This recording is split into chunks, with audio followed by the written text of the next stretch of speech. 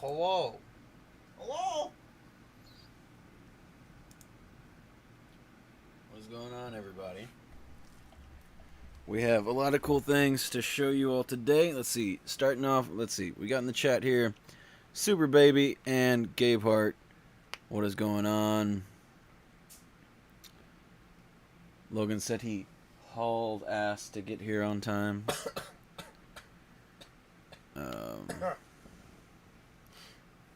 Yeah, I need to get some more music together for the intros. Because it's been a while since whenever you first sent me that intro, Logan, it was, I haven't listened to it since then. And then so I'm like, oh crap, this is only like a minute long. Sometimes I'd turn the stream on 5 or 10 minutes early. Because today is a haul stream. Yeah. You know what that means? It's knife time.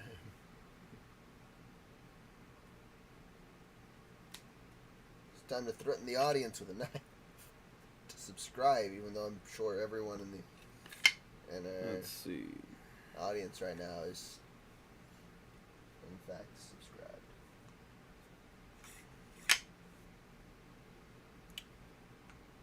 What are you doing? I'm looking up making sure I got my information straight before we start the stream. I mean, I guess we started the stream, but before. Logan said he can make you something longer. Oh yeah.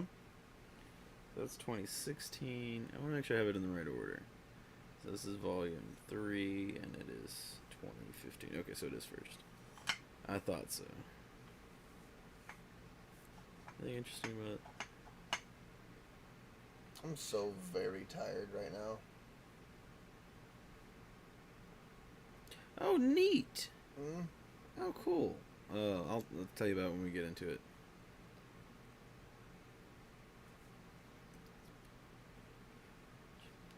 Sweet. You won't care anyway. Gonna cost a few thousand though? Okay, well. We'll see about that.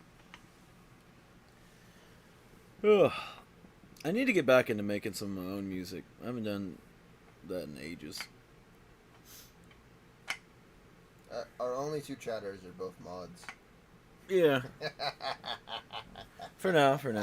So until we get 100 chatters and they're all mods. So today we got. It's the only way to get them from banning each other.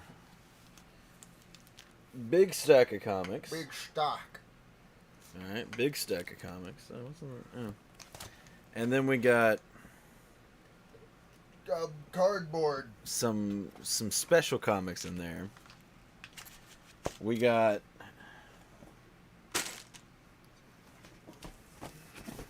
big old box of figures. Is that all the figures? Do we have anything else? Yeah, that's everything. Okay, I couldn't remember if there's any more. And then 3 pops, 2 Legos. Yeah, 3. Oh, that. Yeah, Pops and Legos. So yeah, we're gonna be messing around with a bunch of stuff. May or may not build some Legos tonight. I don't know. I do plan on playing around with the figures for a bit. Yeah, I got some cool comics. I think we'll start with either the Pops or the Legos, and I would like to start, even though I don't think Terrence is here right now, to thank him for this gift. Well, hold on, we're not ready yet. I am ready. No, chill out. But anyway, so I'm talking about the order right now. So I think we're gonna either start with Pops and Legos. Get those out of the way. They're small. Then we'll go into the comics. You saw it's a big stack, so it's going to take some time. And then we'll finish out with the figures. And then, like I said, if we have some time afterwards, we might do some Legos as well. We haven't done Legos in so long, Mark. I'm going to start building them off stream. If you want to do some Legos, I don't care. It just kind of depends on how long we want to stream today. Because I probably want to eat some. I ate a muffin. I don't want to do it too long. I'm very tired. Yeah, I'm pretty tired today. In general, I've been pretty tired. Which, by the way, I don't think if I have or haven't talked about it. There was one weekend I didn't do any videos, when that was like, I just don't feel like it. I feel like relaxing. And then this past weekend, I only did one video. I got in. If you follow me on Instagram, I posted at least one picture. I don't think I posted the complete picture, but I had a big order of 320 keychains from a store. So it was awesome. Took me like, 2.5 nights to complete that. So that really screwed with any time of me making an additional video. But then also I've been really trying to catch up, and that's kind of my next stage in the keychain stuff. Anyways, I want to start talking to more stores and seeing who can do big bulk orders and stuff. So I've been working on doing a lot of stocking and stuff, and just back stocking. Have everything ready to go. And actually, I want to do some new ones. I haven't made any new ones since like the first little bit. I got 115 different ones, and then I just been chilling there. But like I haven't done a Secret Wars 8, for example, or a 252.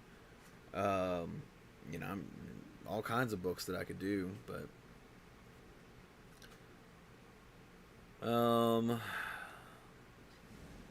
yeah, over 300. It was pretty awesome. And then hopefully there'll be a return customer. I want to say that person owned multiple stores too. I can't remember. So, but then and that's another thing. Not this weekend, but next weekend we do the flea market. So I'm gonna be selling keychains there, and then the weekend after that is the 1-day Lexington Con. So I need to make sure I have a bunch ready for those. Let's see. I gotta get more. They will go perfect in my comic shelves. Yeah. Just let me know what y'all are interested in. I need to stock the ones up at the shop. I keep forgetting to do that because we keep selling some up there, and then I need to bring more and switch them out and everything. Just a lot of things. But anyway, basic point is we're tired. I've been moving. I feel like nonstop for so long now. I don't even know. Because even on my off days and stuff, I'm like, well, let's get back to making more keychains. And then when I get off of work, I'm like, oh, back to more keychains. Literally, this is my first time not coming home and making keychains, and probably since last Wednesday. Which I'm not, I'm complaining and not complaining. I'm happy about it, but also I'm tired. and so what I was getting at is the stream might not be super long, because I do want to eat some real food at some point. Because all I ate after getting home was just a blueberry muffin, which was delicious, but not substantial. I had blueberry waffles. We like blueberries, but blueberries. Anyway, so we got a lot of cool stuff to show off. I do not plan on going through the figures fast. I feel like messing around with them.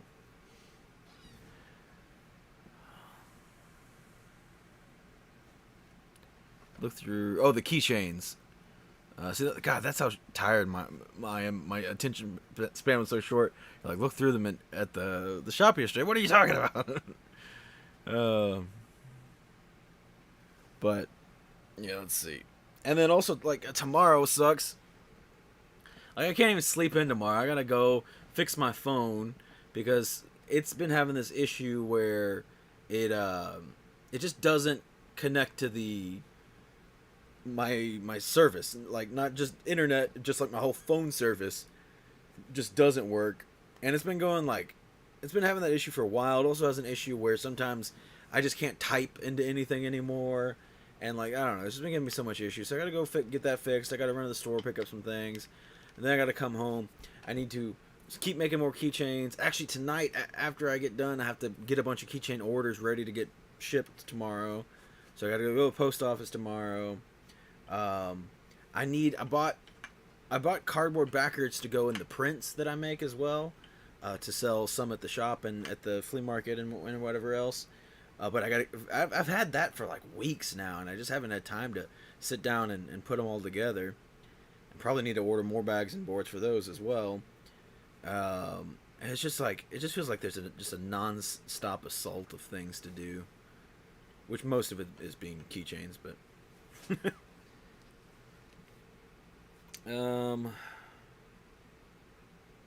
let's see what she text. Oh yeah.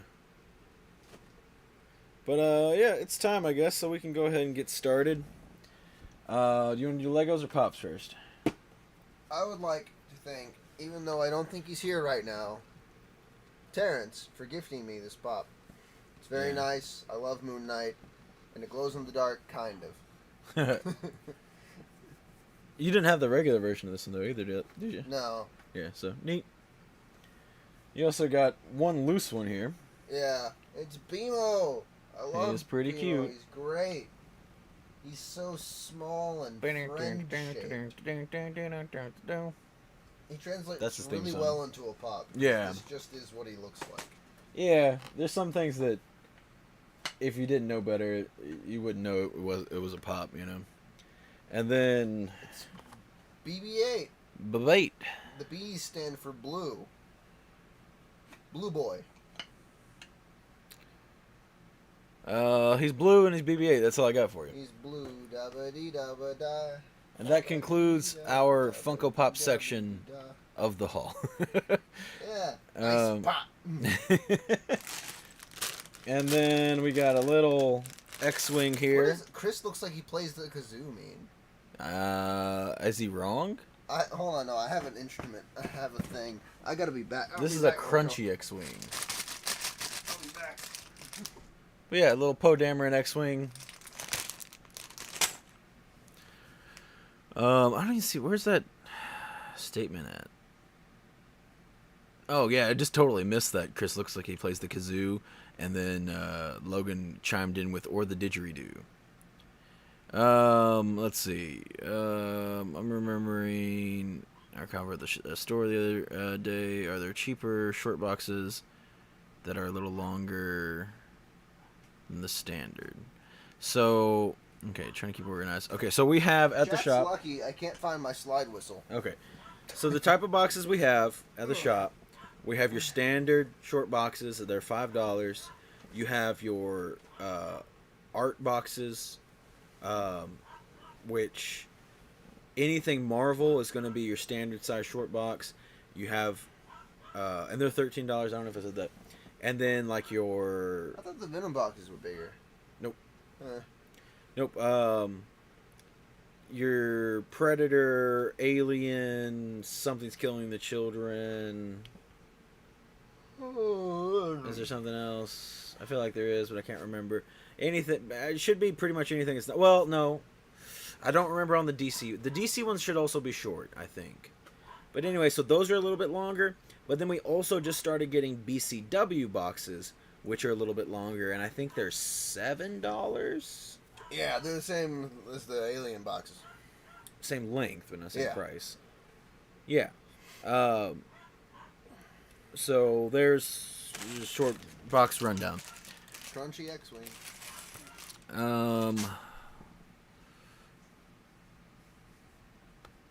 I can play guitar. I don't play much anymore. He said he hates guitar. I should find. I'll try to dig something out. I don't know if it'll be this stream, or probably not, because it'll probably take some digging to find. I was never much of like a solo guy. So one day I really just messed around and like I'm gonna do some solos, dang it. And so I recorded some stuff. I'll have to find it though. I don't know where it's at. Anyway, so then next Lego and also last Lego. What is this thing? Oh, it's one of those like little creator 3-in-1s. Yeah. You can either build a dragon, which is a jet, which is kind of lame, or a Megazord. Yeah. Why would I build anything other than the dopest Megazord that I can? It's probably not the dopest Megazord. No, but he's pretty cool and pretty cute. Cool for a little guy, little fella. He's a cutie. He's maybe 4 inches tall, judging based on this image? Yeah. So the BCW boxes are the same size as the Alien and Something's Killing the Children boxes. That concludes the Lego. Yeah, that's the end of the Lego section. What do you want to do next, Marco? Off-brand Transformer, so rude. Wow, rude. Unmod. Awesome Power Ranger Lego. So then we're going to get into the comics that I've picked up here recently. He gave you a comic, not me. Unmod. What? Super Baby for calling it an off-brand Transformer. Yeah. Super mod Gabe Hart. I guess I actually want to start with this. Give him access to the channel. So, if anybody remembers, I think it was it last Wednesday? It had to be last Wednesday, where I was talking about watching actually, it was 2 Wednesdays ago that I missed an eBay auction. And then they relisted it, and then I won it the next Wednesday night, so last Wednesday, and then now I have it here. But before that, I got just a few to show. So I've been picking up some blank covers, and I went to a different shop here locally, and they had a few more. So a pink Power Ranger one, an Iron Man one, and a Geiger, which I'm pretty sure I don't have. I could, but I don't think I do. So those are just a few that I picked up here locally. But anyway, so yeah, so I missed the auction at first, but nobody else bid on it. So they relisted it. I was the only person to bid on it the next time, which I had to. I always put my bids in during the last 3 seconds. It's my rule. For a couple of reasons. One, because when you start putting in early bids, all it does is escalate the price unnecessarily, and people start going crazy on it. But also for myself, as a restraint tool, because I'm sure maybe you've done it, maybe you've heard somebody else has done it, but you get in the mode, you're watching the eBay auction, and you want to win. You know what I mean? Like, there's this thing inside of you that isn't rational, and you want to win. And so, to combat that, I don't give it a chance to respond. Because what happens is you'll put in, let's say you put it in the last minute. A minute's a lot of time still. Like, I know that sounds crazy, but a minute is a lot of time for you to do some dumb stuff. So let's just say you wanted to spend $25. So you put in your $25 bid, and then you get outbid. And you're like, okay, well, I can actually do 27. And then, they're outbidding you again, but 50 cents, it's like, okay, well, I can actually do 30. And then it just keeps going up higher. And you pay $40 for this book that you want to pay $25 for, So it's just, for me, I decide what my maximum price is. And I put that in with 3 seconds on the clock. Nothing I can do about it. Once I click enter, it is over. You know what I mean? I don't have a chance to raise my price. If they outbid me, they outbid me. If I win, I win. That's all there is to it. Only 30 more subs. Yeah, we're getting close. 30 more. Blank covers. Yeah, which I'm going to hopefully be doing something cool with the blank covers pretty soon. Sub on your alternatives.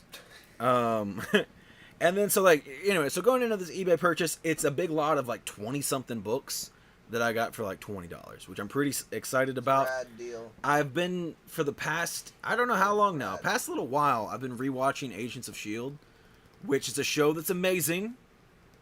I think Logan doesn't like it. I can't remember. But yeah, I just finished yesterday. I finished all 7 seasons. Been, while working on keychains. I always put something on while I'm working. And so I've been watching that. And yeah, it's been a fun ride. Miss it already, but perfect timing. And this is going to coincide with some other stuff as well. Real good timing on a lot of things here. But yeah, so I won this auction, and it has S.H.I.E.L.D. #1, and this has the first appearance of Melinda May, as well as Fitz and Simmons. So pretty cool book to have there. They're agents from the show. Oh, yeah. And then it's the full run here. So issue number 2, which it says inspired by the hit TV show, but clearly here's Miss Marvel, so they didn't stick too close to it. Which I might actually go through and read these. Here's issue 3. What are you doing? Issue 4 is Invisible Woman. Which they had lots of cool characters added onto the show, but like none of these. They definitely didn't add Miss Marvel. Yeah, Miss Marvel, Invisible Woman, Spider-Man. Is that's Scarlet Witch, right? At the time they had literally none of the rights to the. Well, they had Miss Marvel. Yeah, but they were, but like that Miss Marvel wasn't a thing then. You know what I mean? Yeah. And I should double check. I don't think there's any more keys in this run. I actually just had it and I was looking at it, but let's see. Number 9.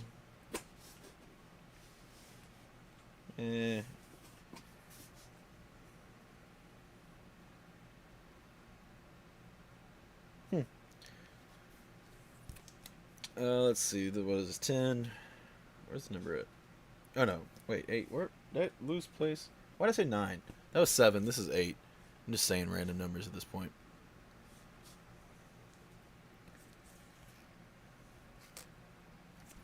That's 9. I think I was looking at maybe I was looking at Key Collector. That's why I said 9. This is 10.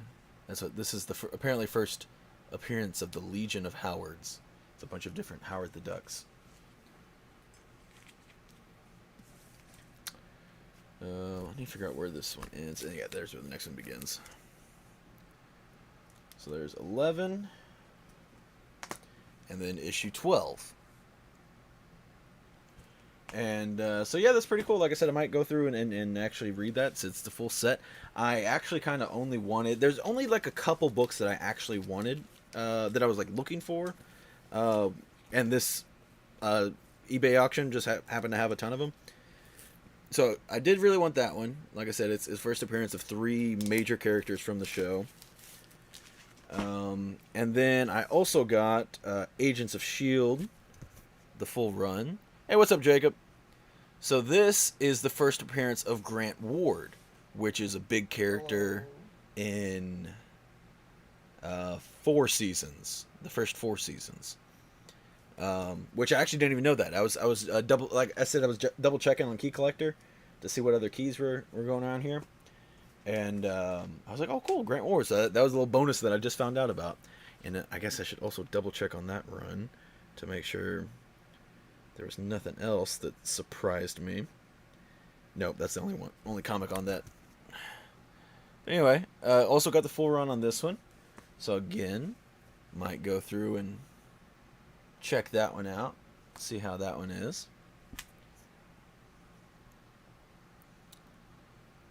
But yeah, it was just really cool to be able to get these while right as I'm finishing Agents of S.H.I.E.L.D.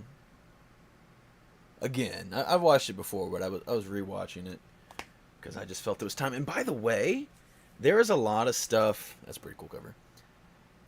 I feel like when Agents of S.H.I.E.L.D. ended, and it was dealing with a lot of time stuff and like weird stuff going on, is like a lot of people are like it's broke away too far from the movies now. It doesn't make sense.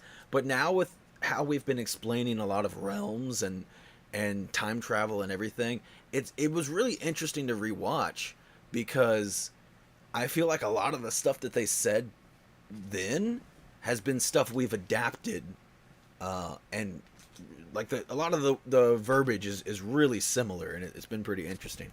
I really like that cover. That's just a super sweet cover.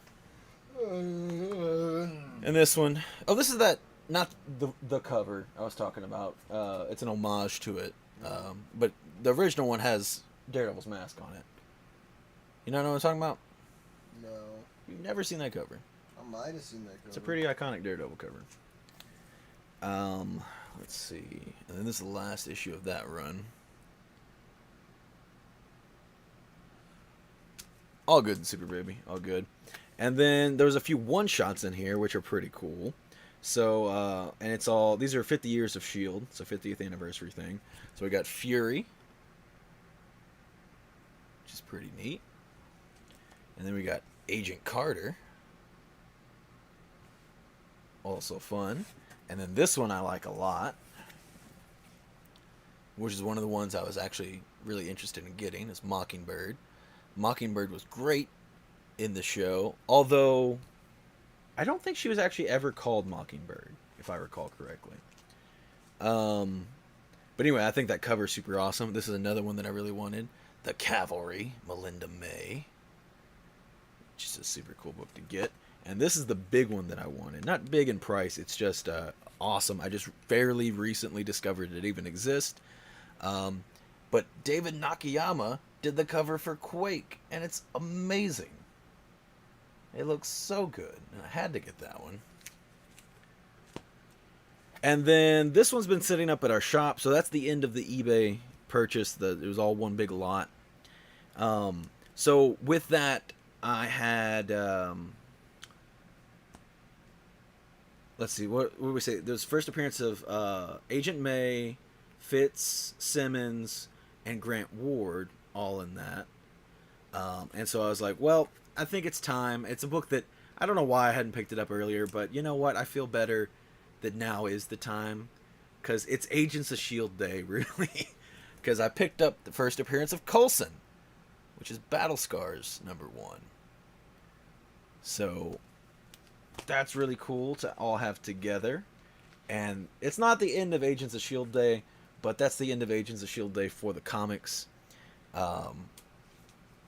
We'll have something else to go with it here in a little bit. But I do have a few more comics to show off. I promise that I did pick up love that Quake cover. Yeah, it's awesome. I love it so much. Which I love Nakayama's work anyway. And I was so excited. I was like, I wonder if they make any Quake comics. And I started looking around. I was like, a Nakayama one, amazing. So this is a book that I've actually previously owned and sold, and I wanted to get back.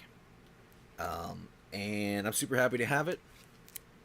Invincible Iron Man #9, the first full appearance of Riri Williams. So I had one before. I got it graded. It came back a 9.8. And I sold it so that I could get my NYX3. And bought another one. So now I have this book. I think it has a strong chance of being a 9.8 again. I really do. It's a really, really clean copy. So pretty happy about that. And then I also showed you... got this little box. What's in the box? I got... which I've showed these off before... but they just came back from a new guy that I'm trying out for cleaning and pressing. And he is a local guy, but he actually has a YouTube channel as well. His name is Hobby Hero on YouTube. So, yeah, I saw that he did, cleaning and pressing and stuff like that. So I was like, and our cleaner and presser at the shop has decided that he doesn't want to continue doing it. So I needed a new guy. And so just got these books back, and they all will be going out to being graded as well. So we have Hero for Hire #1, first appearance of Luke Cage, which I think is pretty nice looking. All these books, despite some of them, all of them being lower grade, I think they all present super well. I think this one's maybe around a 5 or so. We got, almost at Silver Surfer. We have Fantastic Four 50, awesome. Silver Surfer cover, third appearance of Surfer, second appearance of Galactus, and this one I think is probably more like around a 3. But again, like the colors are great, presents super well. And then Fantastic Four 49, first appearance of Galactus, first cover for him and Surfer, and this one's probably like a 1, maybe even a 0.5. But again, I don't care. Like, it looks great. It's just gonna go up on the wall. So I don't really care that much. It's one of those things that's like, it's not really an investment. Because I look at it as like, in a way, it kind of is an investment. Because it's still something that I own that has value. And, you never know what happens. Maybe one day I desperately need money for something and I have to sell some comics. Or maybe one day I'm like, you know what? I want to start a business and sell everything to fund that. Or who knows? Who know what life is going to bring you. But so it's nice knowing that I have stuff sitting there that is worth money. But at the same time, I have it there just because it's cool stuff that I like. Let's see. Let's catch up on to Nice Luke Cage. Awesome. I have Ironheart #1 at a 9.8. I have 2 or 3. Oh no, I don't have Ironheart #1. I have Invincible Iron Man. The run that's right after this. It's the first cover appearance of Ironheart. I have a few of those graded, and I think one's a 9.6 and the rest are 9.8s. I don't have an Ironheart #1 at all. Actually, I'm not a big fan of the cover. I think is why I didn't end up getting that one. Live Silver Surfer looks nice. Wow, that Galactus is nice. Yeah. That's what I'm saying. Like, even though I know they're lower grades, like they still present super well. So yeah, happy to have those back. All 3 of those plus the Iron Man will be getting graded, and then all the Agents of S.H.I.E.L.D. stuff that I picked up is just cool. That's all there's to it. I really like having this stuff, and I'm actually probably going to go through and at some point read all these books, probably the one shots as well. But now it is action figure time. So we got to start with. So like I said, Agents of S.H.I.E.L.D. Day is not over. Yeah. Shake the weakness in me. So, like I said, super happy to have got this. Who's Cal, fan? A person in the chat. What's up? Oh, and Kenneth just joined as well. So anyway, super happy to get and this was like honestly the main reason I bought that lot was because none of these books are expensive and not really sought after. So it's good because you can get it for cheap. But the bad news is there's like not many of these for sale on eBay at all. And some of these, I think there was only like 1 or 2 listed that was the same price that I paid for this whole stack of Agents of S.H.I.E.L.D. comics. Minus the Battle Scars. The Battle Scars I bought at my shop. But anyway, so it's cool to get that. And even better to go with it, the next... Because I got this in the mail, and the very next day, our shop got in the new... Who is this? Controller Wave. Yeah. And it has... this is a you can... I was going to say a 2-pack. That's not the right word. You can either put on Maria Hill's head or have it as Quake. And then her gauntlets can be swapped out, which is really cool. There you go. So we have 2. Yeah, I needed Maria Hill and Daisy, so I had to get both of them. I want to open the other one. All right. Let's see. What I missed, chat, while I was listening with my eyes closed. I was just talking about comics. How it's accidentally Agents of S.H.I.E.L.D.'s Day. Yeah. Shields, I said Shields. Shields. Turned into the dude from Metalocalypse. So this one I'm not really going to mess with because she's just going to be Quake. And she looks so good. I'm so happy that they made her. Because, like, it's just a character I didn't really think that they would care to make at this time. But she looks amazing. I really like the gauntlets. I think they look super awesome. Yeah. They did a really good job of that. Yeah. And then now, check it out. That's so cool.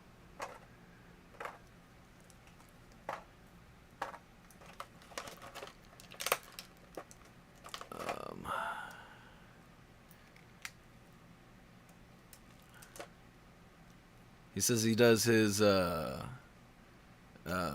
3 daily comic show and collectible shows. That's crazy. Oh, wow. 3 daily? That's insane.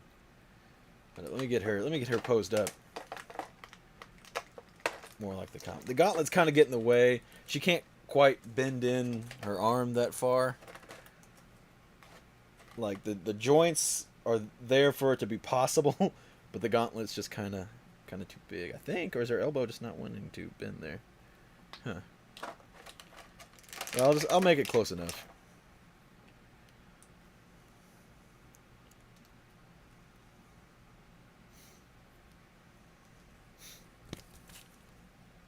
There you go.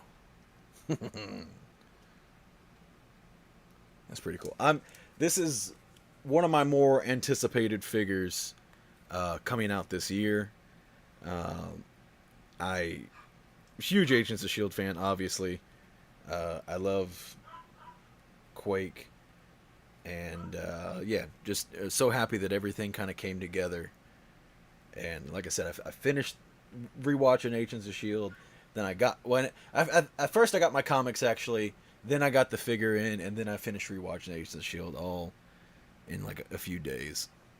So super happy about that. I'll take out the build-a-figure piece here so we can start putting that together. Which I don't actually care about the controller. Maria Hill. Yeah. And Maria Hill's just a badass. And that's what I love about... Here, put this over there. A lot of pieces. Yeah. That's what I love about Agents of S.H.I.E.L.D. is there's so much more, like, stakes. Kind of like in the same reasons why I love, like, Rogue One so much. Yeah. Is because you've removed all the gods. You know what I mean? Yeah. And even, you know, talking about, like, Iron Man and Hawkeye and stuff, like, you've just removed all the really high-grade people. Yeah. And you're just dealing with the people that are doing the best that they can. And they're just people, you know what I mean? Now, granted, yes, some of them, you know, have powers and whatever.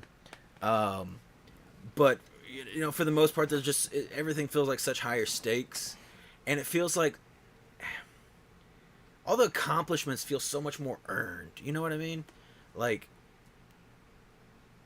everything feels like such a great triumph when they do succeed. And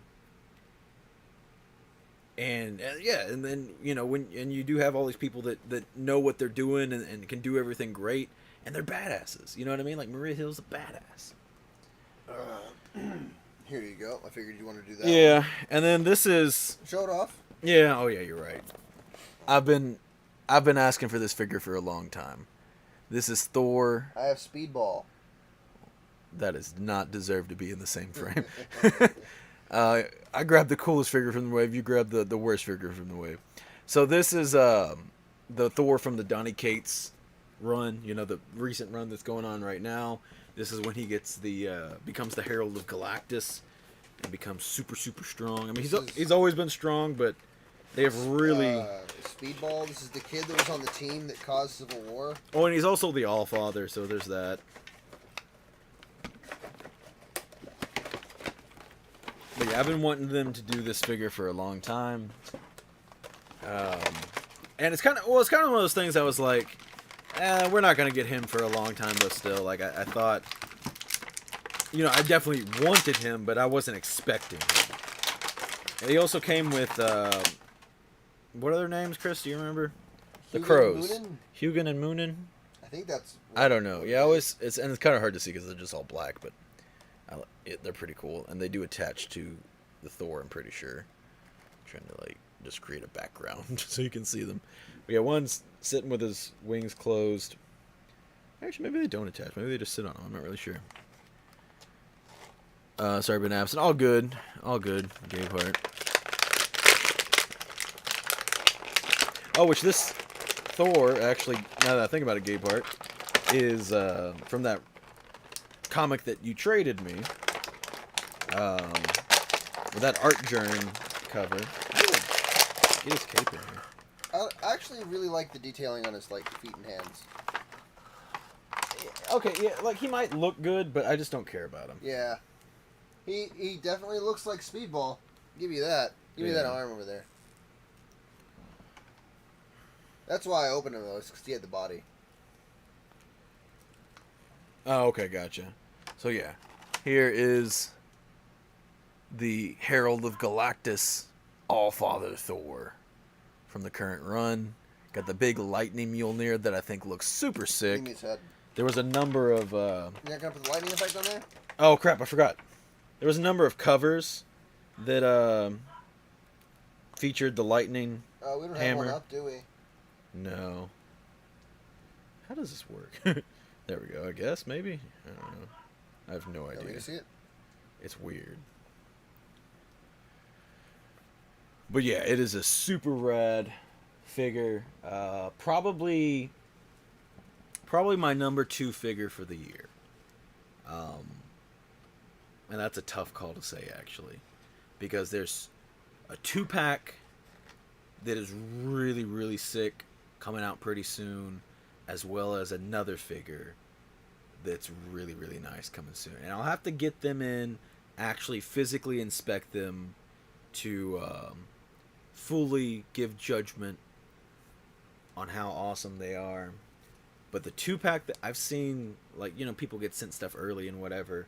I've seen some people mess around with them, and they look incredible. Any luck? Kinda. It sits there for like a second, then it falls apart. It's really strange. Yeah, hold on. Almost got it. It kind of doesn't feel like it's meant for it.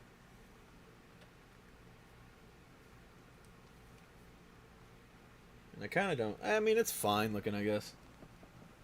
Yeah, he's got a lightning effect to go around it. I don't know if I'll keep it on. Do these like sit on your shoulder? I don't know. I was thinking they did. Where's the box? That doesn't help at all. It's just got the cover of number 1 on the back. That's the only thing that's really missing. So this design, part of what makes it really cool is like you can just see the universe in him, and he has all the stars and everything. How close can I get with that? So I always thought, before when we were talking about what figures we would want, and I was like, yeah, it's probably a long way off until we get that Thor. I thought it'd be cool if they made him out of, there's a type of plastic that's kind of translucent, and it's like if you can put like little speckles in it that kind of look like stars, I was like, that would look really sick. But at the same time, I still think this one looks pretty awesome. Not upset with this one, but I think there's a shot. Now maybe also that idea that I had, maybe that wouldn't have looked very good. I don't know. I think it could have looked pretty cool, but it is what it is. And I really don't want to sit on him in any way, shape, or form. That's fine. He's got him, and he looks rad. That's all that matters. Oh, and also, look how awesome this bright red cape is. Yeah. With the white stripe. So, yeah. I mean, and he's got, his details, like, really nice. How tall of a boy is he? He's very pretty tall. massive. This is a little size comparison. He is a behemoth. Which, well, here, compare him to like a more... he's Thor. Here. Still very tall. Yeah, he's still very... I mean, this guy even has like an extra big thing of hair, He is a massive big boy. He could have been a Build-A-Figure, honestly. Yeah. But yeah, and his sculpting and everything is pretty sweet. So yeah, very, very happy to have that. Man, and this makes me... I'm going to be struggling because... Oh, yeah, that's right. I need to figure out what cover that is. I was like, this is a neat hand. And I remember now, there is a cover where he's kind of doing something like that. Wait, let's see. Something like that, His hand's closer to the... There's a cover kind of like that. Is it a variant? I can't remember now. I'll have to go back and look and find that book.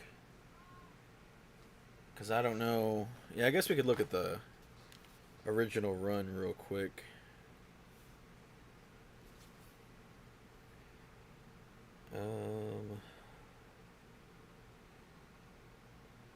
What run is... Are you like volume 6, I think?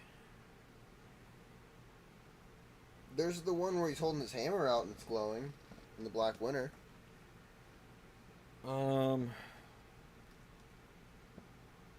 Is that what I'm thinking? Maybe. Where is this run? I don't even see it.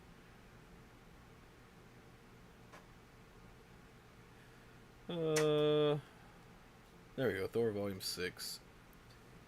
Oh wait, that's not it. I thought I clicked on 5. Where's the 6 at? There it is. Why is it? I wish they put it in order. It doesn't make any sense that they don't do it in order. Oh my god. What have you done? I don't know. Let me look at the figure. Oh my god, Marco. Yeah, I think that is what I'm thinking of. What? Oh, sweet! He's got a little holster from Mjolnir there. Pretty rad. That might be the cover that I was thinking of. There also might be another cover that is the other thing that I'm thinking about. There's a lot of covers for those books. Number 4, 5, 6, or 7. Okay. Third, fourth print of one of some number of the series.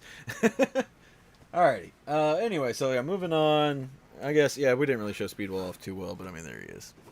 He is the Speedball. Who do you want next? I don't care. He's fine. Oh, yeah. So, up next we have U.S. Agent. So, they haven't done a U.S. Agent in a while. Don't open up already. He's a drastic improvement, because the other one was very old. So, this is a drastic improvement over the other one. So, yeah. And Blue Marvel, which I don't know if they've ever made a Blue Marvel figure. Not to my knowledge. Yeah. And I love his design. I think it's cool and fun. Yeah, and actually, I don't really care about the Build-A-Figure. The Build-A-Figure's controller. And he looks fine. I just don't care about him, you know? So, but this wave, like I said, the Thor was a must-get. The Quake / Maria Hill, had to get 2 of that. Those were technically 2 must-gets. I thought the U.S. Agent looked pretty solid.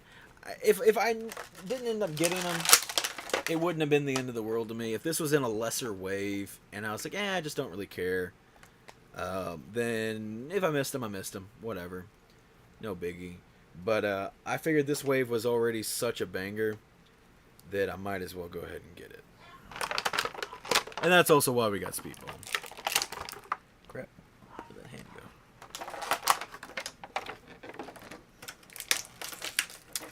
They gave him the crappy shield, though. I wish they'd stop doing this. Yeah, because they make a really good shield. Yeah, when they put straps on it, it's so much better. Like, this always ends up just looking like crap from the back. It doesn't even look that great from the front, honestly. Yeah. Like, it's just... They should really retire using the shield. It doesn't... I mean, it's fine. But... It always irritates me. His leg's kind of loose. Got some cool... like a tossing hand type thing, you know? If you want to make it look like he just threw the shield. I don't know how well that'll pop up. Yeah, you can see that well enough, I guess. It's not in focus, but there we go. Tossing hand. He's got some Blue Marvel effects. You can't really see that. I'm kind of far. Here. Oh, just the standard flame fist. Yeah, standard flame, but it looks good. I don't think there's a blue one. I always like those effects. They're fun. That does make them more fun. I didn't realize he had those with him. What else we got? Did he also have regular? Yeah, he also had. I almost threw those away. He also has like regular hands. Don't be doing that. Who's next? Let's see here. I'll give you Iron Man. Oh yeah, this one actually I didn't care about it first. It wasn't until I actually got to look at him in person where I was like, actually, he's pretty cool looking. He's got a really solid mold. He's more different than I thought. Because I have probably, I don't know, 60, 70 Iron Men just of Legends, you know? Madam Hydra. I think they make him Madam Hydra. It was old, maybe Toy Biz? No, she's early Hasbro. Early Hasbro? I think she was part of the 2-pack stuff. Into, like, ones where they had, like, variants, I think. Yeah. Is what wasn't she a variant? Yeah. And she was okay, again. Yeah. It's an old figure, so it is what it is. And I actually had considered buying that several times. Madam Hydra? Yeah. Yeah, same. Oh, neat. I didn't know it came with these. Yeah, I like those little jet. I think only Riri comes with those.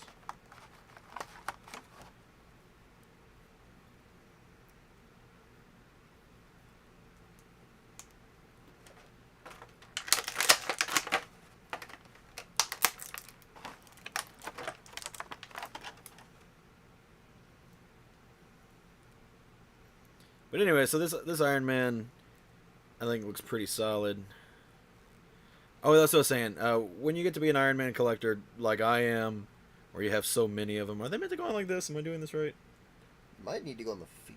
Yeah, that's what I was thinking. It might go on the feet, but I was like, I think it goes here, but maybe not. It's hard to tell. But yeah, you know, they all kind of, not all, but some of them kind of start to become a little redundant. It's like, yeah, that one's not too much different from this one or that one or something. Stealth armors. Stealth armors are always Is good. that right? None of this feels right. Well, because they're made for Riri, and she's a much smaller armor. Yeah. But anyway. But yeah, that's what's cool about this one, though. Is he's just a big, like, real buff and bulky Iron Man. Like, he just looks like... he'll hit you harder. You know what I mean? And I always do like when they have, like, the repulsors in, like, different kind of fun spots. Like, he's got him here on his elbows and sides of his knees and insides of his knees as well. I wonder the whose insides body of the this elbows. was originally marketed. Oh, and his hips. I wonder whose body this was originally, because she's got a hole in the back. I don't know. For like a jetpack or something. But here's Madam Hydra. Yeah, and Madam Hydra was one that I definitely wanted to get as well. Like I said, the other one was an older figure that just looked kind of okay.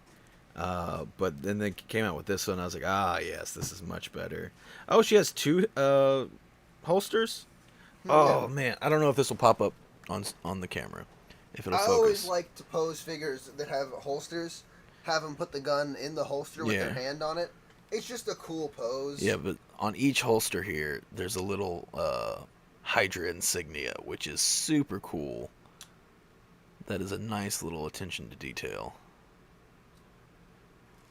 It's just one of those things that's like... as the same as I thought they were. It's just one of those things that's like, you didn't need to do that. You know what I mean? I appreciate it very, very much, but you didn't need to do that. Oh no, I dropped both with the fist.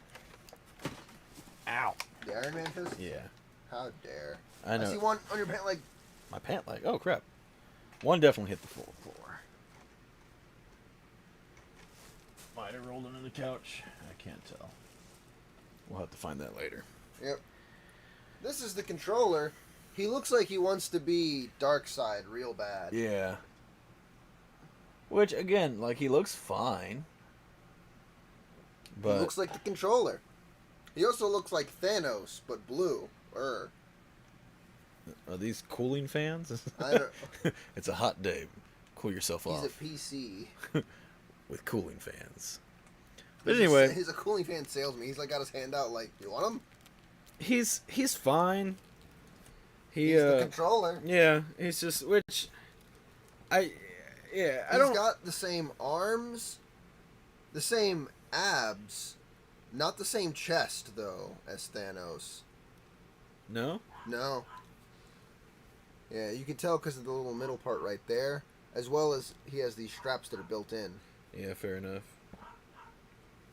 They have the same crotch, same legs, but not same boots or gloves. Yeah. They have the same, what would you call that, a pauldron? Sure. Yeah, more or less just Thanos reissued. But, yeah, I mean, it's fine. I don't mind having a bunch of big characters for whatever reason. I always like having a bunch of big guys and big vehicles and stuff have always interested me. But yeah, the controller's just not a character that I care about really in the slightest. But whatever, it's fine. Like I said, if we chose not to get Speedball, I personally was like whatever about Blue Marvel, but Chris wanted him. I wanted a Blue Marvel. Is that everybody? Yeah. Okay. So like, ultimately, if we didn't get Speedball, we would have almost have the full wave. So it's like, oh, he's got the good hands. Might the as ones well. That can go like this. Yeah, they are the nice hands. Might as well get it and just have a complete Build-A-Figure, which I maybe might sell the Build-A-Figure. I don't know. I've never done that before. Like I said, I usually like having them, but I like having them. Even though I'm not a huge fan of this controller, he's still good. Well, he's got a very different Iron Man chest than most Iron Men. No, I didn't even Most pay attention. Iron Men just have, like, this kind of body, but he's got the, like, this kind of body. Yeah, I mean, he's a pretty nice figure. And pretty posable despite being also pretty bulky. Very weird. He's a very modern Iron Man suit. Yeah.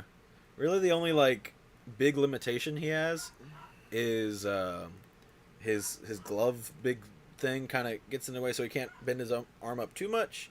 Mm-hmm. And then yeah. Yeah, I mean it's double jointed elbow, but it's just his arm is, well, first of all, it's also so buff, but then it has this big armor glove on top of it. So it's like that's just as far as it's going to go. That's okay. But yeah, I mean like I said, it's still pretty posable figure, pretty flexible. So it's kind of hard for an Iron Man to impress me anymore, because again, like I have like 70 or something, and so I'm just like, another Iron Man. Most of the time I get them anyway and add them to the collection, but this one I just was like, whatever. Honestly, all it takes for an Iron Man to impress me is to have the nice hands. That's all it would need to impress me. Not really. It depends. There's a few. I really because like the nice hands. You remember, they just made a pop of them, and we also used to have a 3.75. Maybe we still do. I guess we probably still do. I don't think I got rid of any of those. But he's like, his suit's like dark blue, almost black, and then has like light blue lines all over him. Yeah. I would like that one because they haven't made that one in 6 inches. Nice. Yeah. That would be one that I'd be like, yes, I gotta have that one. But you probably still have his 3.75. Yeah, I just gotta. I think they're over there, but I'm not 100% sure. But this is, I'm actually really happy with this Iron Man. He's really nice. We see U.S. Agent too. Yeah, check him all out. He's just Captain America's body. Yeah. I don't know if this is the Captain America. He is what he is. I don't think it is. That'd be funny. Let me catch up on chat just a little bit. So, do I need to get Blue Marvel Comics before the Marvels? I don't know if he's gonna be in the Marvels. I have no idea. It'd be cool if he's in the Marvels. I like being no help at all. Oh yeah, that's fine. Okay. Helped me with the intro music and said we needed to make it longer and responded with ideas. So it's coming soon. Cool. Need more space. Those figures are awesome. And like Pokemon, I gotta catch them all. Yeah. Finally an Iron Man that can do Alex Ross poses. Yeah. He's really nice.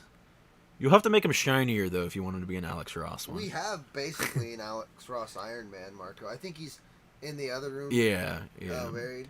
You don't look at the latest run of Iron Man to get some idea. Yeah, Alex Ross has been killing it. I think at the earlier part of the run, the covers were okay, but lately his covers have been amazing. So continue talking to chat about figures and stuff for a little bit. I'm gonna run to the bathroom and then I'll be back. But just mess around with the figures, show them, respond to chat, that type of stuff. Yeah. All right, everybody. Now that I'm Marco, there's gonna be some changes around here.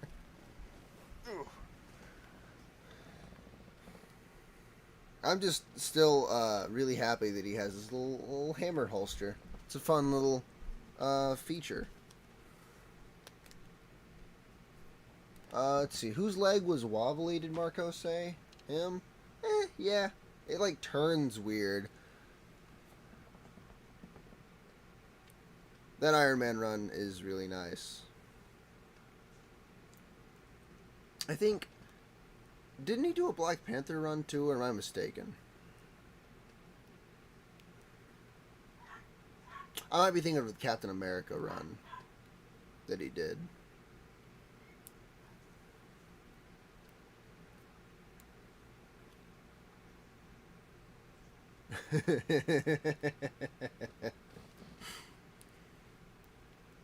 Yeah, I was in charge when I was passed out over there in the corner for a while.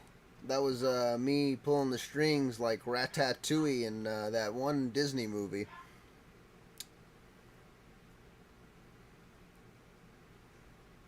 What was it called again?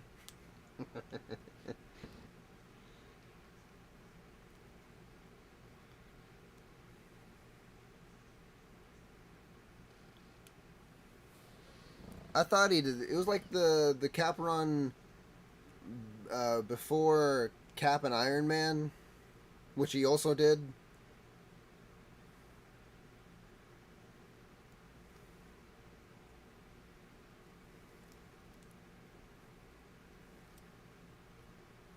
Hold on, Chad. I'm doing something that you're gonna think is funny.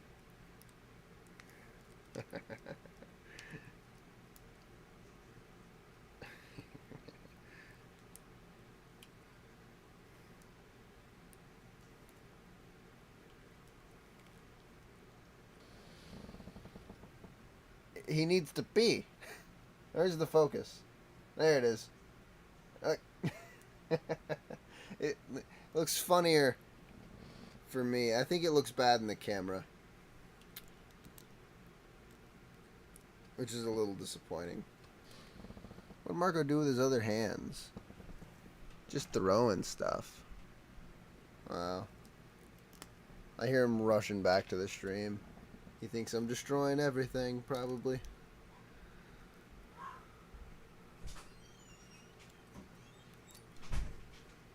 Who are you? Get out of my studio. I was going to say something, I forgot. It's completely blank. There's movies figures a little bit so I can grab all these books. Speedball died. You didn't last too long. We were just talking about Alex Ross, and he can't hold his shield. Alex Ross can't hold No, his shield? him. He like literally like hold like it's in his hand, but like oh now you're gonna there it goes, it fell.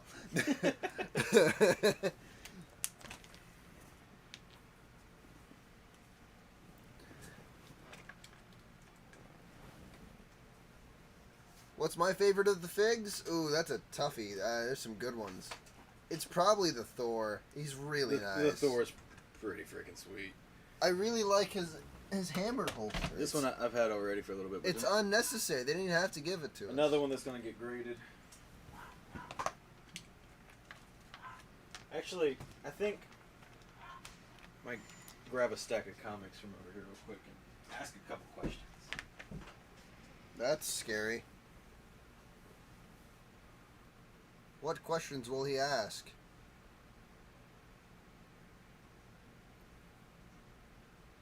I don't know what that's in reference to.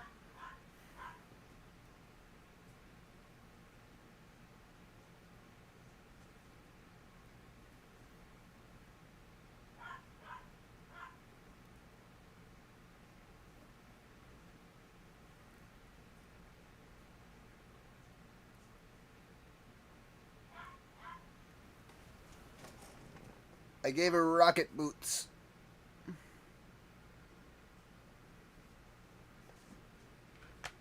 Why are you complaining, Gabe Hart? You're just being a negative Nancy now.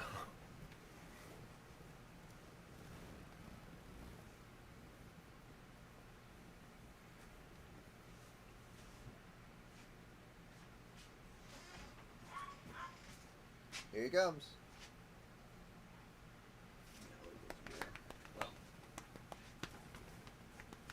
I want to open my my Moon Knight.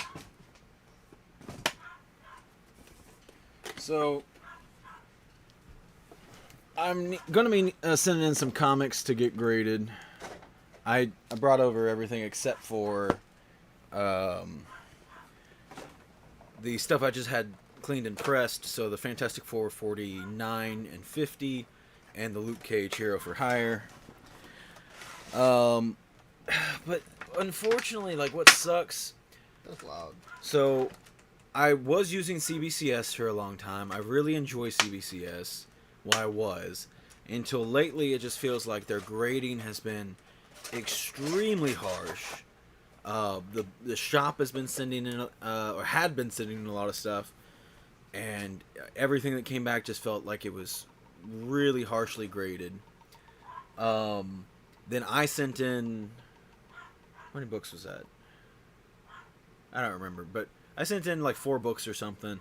All those seemed like they were very harshly graded, including my Ultimate Fallout 4 here. My Heir to the Empire #1. Actually, that one didn't seem that bad, honestly. It had some pebbling. That was mainly my presser's issue. None of these other books, I don't think. I can't remember what they all were now. But anyway, so yeah, I was pretty upset with the grades on that one. It seemed like they'd been tearing me up. So I was like, I guess for now, I'm no longer going to be using CBCS. However, with that Fantastic Four 49, it has some the coupon is missing out of it.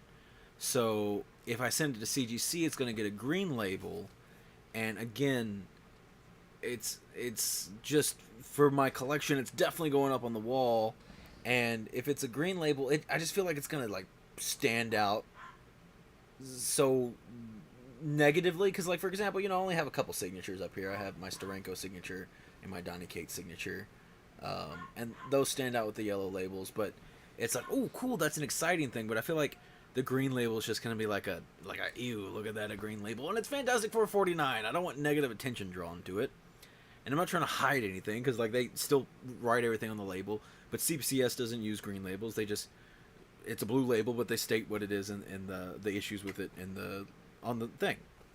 So anyway, so I think I'm gonna have to send that one book to CBCS, which is gonna be kind of weird. And then Hero for Hire and Fantastic Four 50 are gonna go to CGC, but then those are gonna be pre 1975. The only other book that I have right now that I might get graded pre 1975, I don't even know if I want to. Like I don't know. But I got a Spider-Man 51 second appearance and first cover appearance of Kingpin, which is a pretty decent looking book. It's like a 5 or so. And it's like, maybe I could send that one in. It's not really one that I cared more, because I used to have Spider-Man 50 first Kingpin, and then but I ended up having to sell that when I was funding my Journey into Mystery. So and then everything else I have is moderns. So stuff definitely getting graded is the Black Cat art germ. That's going on my Black Cat collection. My first Riri, definitely getting graded. Like I said, really solid book. And then everything else is just kind of some stuff that I was like, maybe. So I have this awesome Copper Tone homage with Elsa Bloodstone, Deadpool, and Jeff the Shark, which are... I'm not crazy for Deadpool. This was a really good run. This was a really fantastic run. It was only 10 issues. I wish it continued. I thought it was awesome. But yeah, Jeff and Elsa are two of my favorite characters. So to have them both on a really fun cover is just great. I have a nice, really clean copy of Sensational She-Hulk #1, but I need to look at the prices on this, because, like, with this is a copy that I bought, and I was like, I would like to get a 9.8, and if I got a 9.6, I'd be fine with it. But it's one of those things, because I know the She-Hulk stuff is dropping. The show is out now, so all the prices. Everybody's trying to sell their books now while it's hot, even though I think it's a terrible time. But anyway, with that being said, I need to look at the prices and see what 9.8s and 9.6s just go for graded. Because if it cost relatively the same as just the grading process anyway, then it's like, I might just buy a 9.6 if I can get one for like $60 or something. I don't know what they're going for right now. And like I said, I'm just throwing numbers out there. But I wouldn't be surprised. I know, whenever a show or movie comes out for the thing, books drop very dramatically in price sometimes. And I'll always say it. I'm not afraid to anything that is a female-led anything will always get bashed on way harder than anything else. And there's so many people that will never give the show even a shot. They're just going to be online ranting and angry because it's a female Hulk, even though she's been around for ages. God, for that was probably than some I of have. the funniest complaints I saw when it was first announced. Why did they gotta make a female Hulk? Yeah, no, it was really stupid. What's funny when they're like, see, this is Disney, you know, like it's like, God, y'all are dumb. Anyway, hold up, let me catch my chat a little bit. How much would you charge me to come and look through my stuff and tell me? Oh, wait, how much would I charge? Okay, so for me to go look through your stuff, and tell you what to send in, um, and what to get. Okay. Oh, and what to get in trades. Okay. The green label won't stand out any more than the yellow label. Take pride in what you have. It's still awesome, green or not. Yeah. Uh, of the Riri books, I think all the trades of the Ironheart, like anything, is sold out right now. We bought some, and then we sold them, and then I tried to reorder them, and I'm pretty sure I couldn't get any more. And there were some that I couldn't even order from the original order. Um, I'll have to double check, and we might still have like one up at the shop, but I'm not 100%. Um, but I don't know. I mean, I'd be down to go check out your collection, I guess. But I don't know. I mean, whether or not you should grade something, that's what's kind of funny about me showing off these comics and kind of talk about them for a minute, is like getting stuff graded in a way is subjective. You know, if you have some blue chip keys, you know, if you have Fantastic 449, yeah, you should probably get that one graded. You know what I mean? Like, in whatever condition it's in, it's a nice book. You know, if you have a Journey 83, definitely get that thing graded. An X-Men 12, definitely get that thing graded. Even, you know, and modern stuff too. You know, in YX3, I would say definitely get that thing graded. Ultimate Fallout.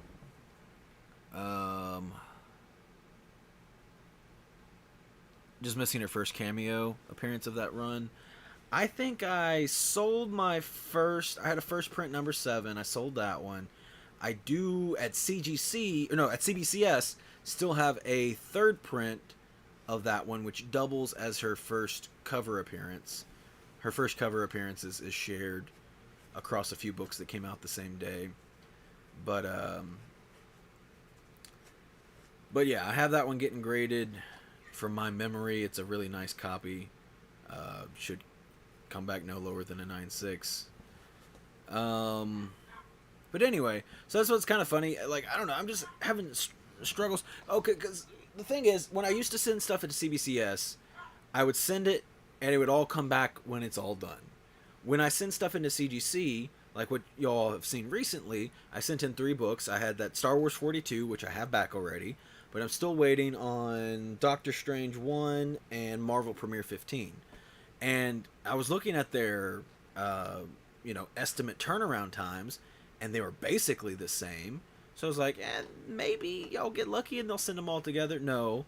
And like, what sucks about that is you're just having to pay more shipping, and it's just building onto the cost. So, And then it's like, well, then do I really want to have to pay extra to ship one book to CBCS and have them do that, and that's separating something else? But I see what you're saying, like Green Label or whatever. Like, I get it into a degree. Like, I agree with you, but at the same time, I just feel like I don't know. I don't know. I don't know if I want to do it or not, or if I just want to do CBCS and have a blue label. Don't have any crazy books, but I have some that might be better value if they're graded, that I could get a trade paper of. I mean, I feel that way about most books. I mean, once, basically, I got it on his feet. Yeah, so he comes with these cool little jet effects that are pretty rad. I couldn't figure out how they went on, but Chris was messing with them there for a while. Got it. But, crap, what was I saying?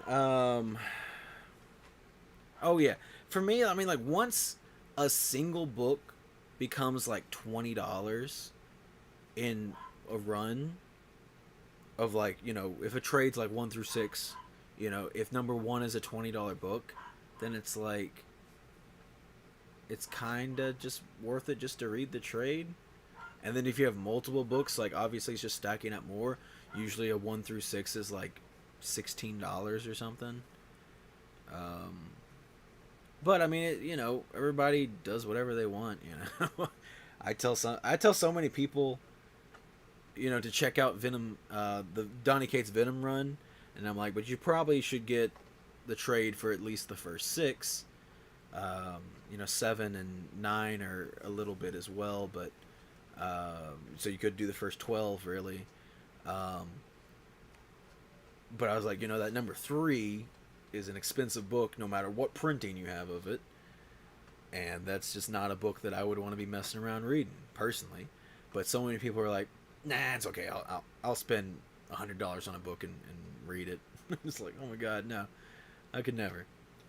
But that's me. And that's what I said. It's kind of funny that I'm like asking opinions, like, what do y'all think? And also, I don't know. I'm also just kind of voicing my thoughts and just things that I've had bottled up in my head.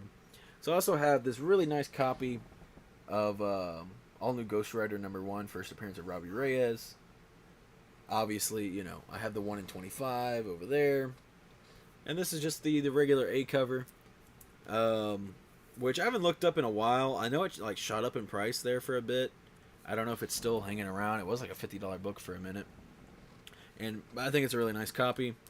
I haven't looked at this one in a little bit either. So this is Star Wars 17, first appearance of Quinlan Voss. Again, pretty nice looking copy. He was mentioned in Obi-Wan. I think it'd be awesome personally. What I would really like is if we got to see him and Ventress working together, because they hook up in I think some comics and a novel, and I think that'd be super super cool. And then the last book I have here, considering getting graded, is Young Avengers #1, and this is a book that I would definitely get graded for sure if it was in a better condition. But this is probably like an 8.5 or so.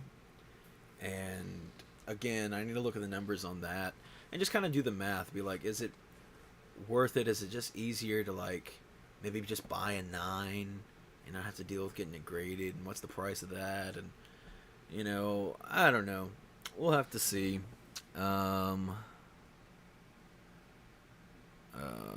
For Venom 3 to be a $20 book again. Venom 3 is not going to be a $20 book. I don't know if that was a serious question in any capacity, but Venom 3 is like, I consider it the next like, what I hate about comic time periods is they're so nondescript. We've been in modern for too long. Modern is too much. I shouldn't be talking about a book from the 90s and a book from today as if they're the same thing. They're not. If I don't grade the Young Avengers, how much are you selling it for? I'm not really looking to sell it. That's what I'm saying. Like, it's a book that I just like to have. Wasn't a serious question. Okay. Just knew it would frustrate you. But anyway, so I don't know how to say this, because I feel like they never should have started calling books modern. Because, you had your Golden Age, Silver Age, Bronze Age, and they're like, now we're in modern. And I guess we're in modern from now until the end of time, is what it feels like. And because, like, what do you do, like, later? Be like, okay, from this day forward, comics are called fresh. I don't know. And then, like, but when you talk about modern means now. So is modern a time period, or is modern, like, now? Do we call what was modern books something else? I don't know. But it's confusing. But anyway, I would consider Venom 3 the modern key. Now, granted, you can't say that with a straight face, using what everyone considers the full encapsulation of modern, because obviously that would be Ultimate Fallout 4. That's the modern key. And then obviously, even like Edge of Spider-Verse 2, that's a much bigger book. I can't, there's other books that are bigger than Venom 3.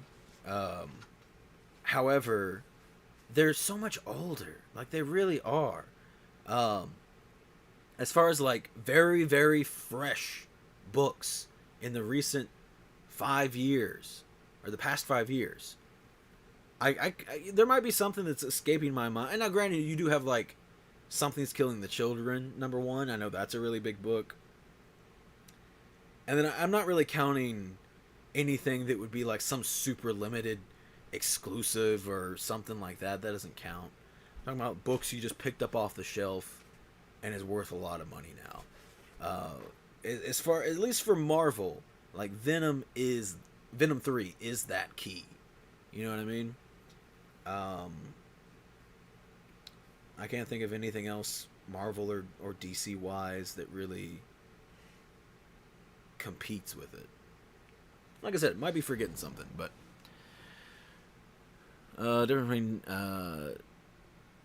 a difference now between mid 2000s and on. Oh, I watched a video. Okay. Yeah, because like I don't know, we need to adapt some new language when we're talking about ages of comics. Honestly, I would just prefer, because like anytime anyone starts talking about Silver Age or this, that, or what, they're just like, well, what is that? I feel like no one even really knows what ages or what like years the ages are in comics. I would much rather just to call them by like books from the 60s or 70s or whatever, like just have it within a decade period. That'd be fine with me. That way, I could say Venom is well, I was gonna say is the key of the late. It would have to be late 2010s. Because when was Miles? Miles was your year. Where is it at on the CBCS? Yeah, Miles was 2011, so obviously he takes that. But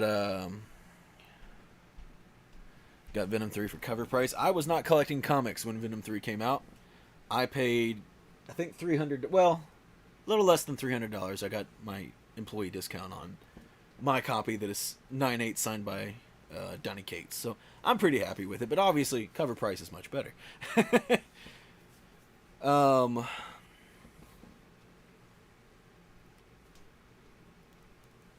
But anyway, yeah, I don't know. It's just led into a little rant. God, it just looks like we have a DC figure over here. It does. He just looks like dark. Or he's trying really hard to be dark. Like a really buff Skeletor. Yeah.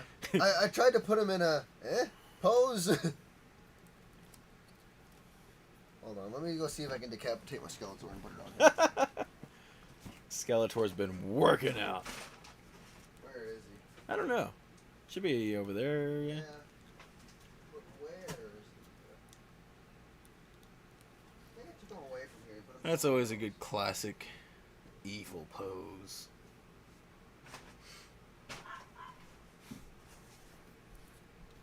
But yeah, like it's just like the very specific blue tones in them that scream Skeletor. Like,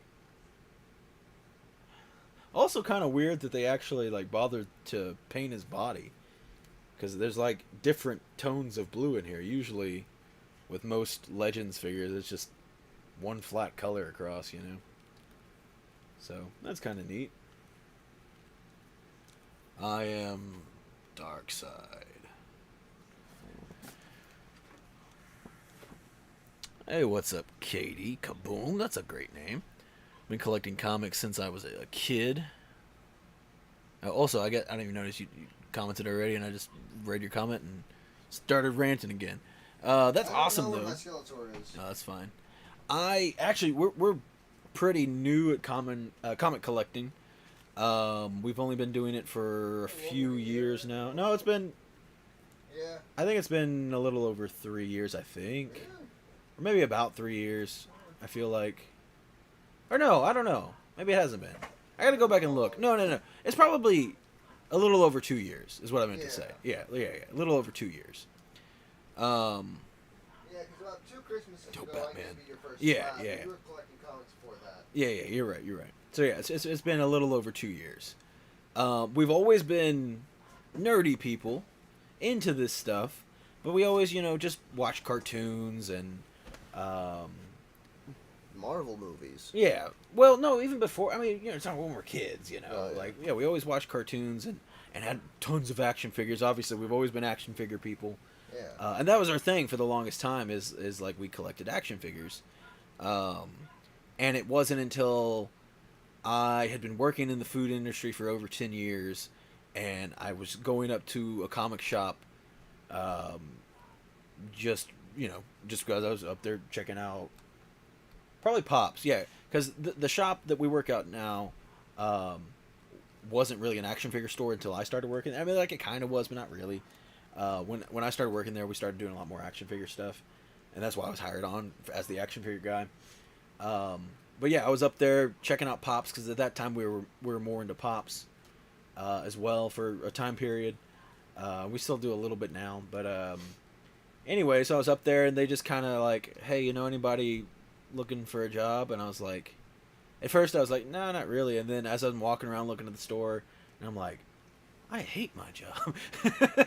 I remember that because I was with you on that day. Yeah. And I was like, I hate my job too. Yeah. But I stayed with my job for another like 2 years. Yeah. It was a bummer. But anyway, so then I walked back up to him and I was like, I think I do know somebody. And then, I ended up started working there. And then one of my jobs that I had to do was do the weekly comic pulls. And every week, I'm looking at these cool covers and stuff. And what happened was there were some cool Power Ranger foils. And I remember that being the catalyst. And so I started getting those. There was like a little set of them. And then I was like, I'll just... Because that's the thing. The reason we never bought comics before was because I held off just because we did action figures. We did Funko Pops. I bought some comics here and there. Yeah, but like we didn't spend money on comics. Yeah, we didn't buy anything big. Because like the most money you probably spent on comics before then was on those Deadpool books. There was quite a few times where I nearly bought a Star Wars 42 and a Star Wars 68. And I wish I did because it would have saved me a lot of money back then. Yes, we both work at a comic shop. Like I said, I started working there first, and then my brother here, Chris, he started working there. About 9 months ago. Yeah, something like that. So, but yeah, I started doing the comic pools every week, and then I was like, hey, I'll dip a little bit. I'll just buy some comics that I think are pretty cool, and then you start bending the rules more and more. You know what I mean? So then it's like, oh, I'll check out this series. And then, another reason why I'm such a big Thor fan and why getting first appearance of Thor was such a... Like, obviously, that's a big deal for anybody. But for me, Thor always will hold a super special place in my heart, despite not being my favorite Marvel character. Close, but... where's he at? He's buried. Donnie Cates' Thor run. There was a week where, it was like, oh crap, What'd you drop? big heavy Mjolnir. There it is. Anyway, Donnie Cates' Thor run, I had seen and like I was kind of interested in, and there'd been a lot of talk because First Black Winter was a cool key everybody was excited about, and so I heard rumblings because I worked at a comic shop, so people talked about it.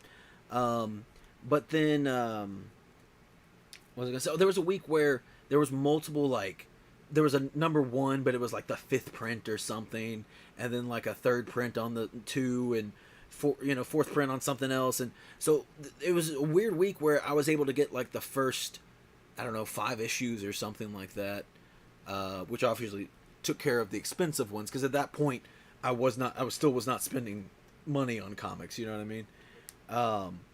So I picked that up, and that number 1, that first issue, still to this day is one of my favorite comics I've ever read. I think it's one of the best number 1 issues that just brings you straight into an awesome story.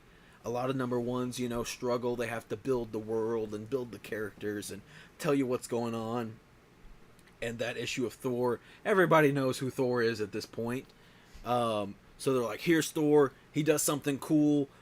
And then right at the beginning he does something cool, kind of sets up a little bit in the middle, and then does something super cool at the end, and it's like just this incredible issue that I love so much, and I credit that issue single-handedly to this. Like, this is where I am now, and it's because of that issue. And I started reading that, and then I started reading more, and then now I have a pull list of, I don't know, over 50 comics.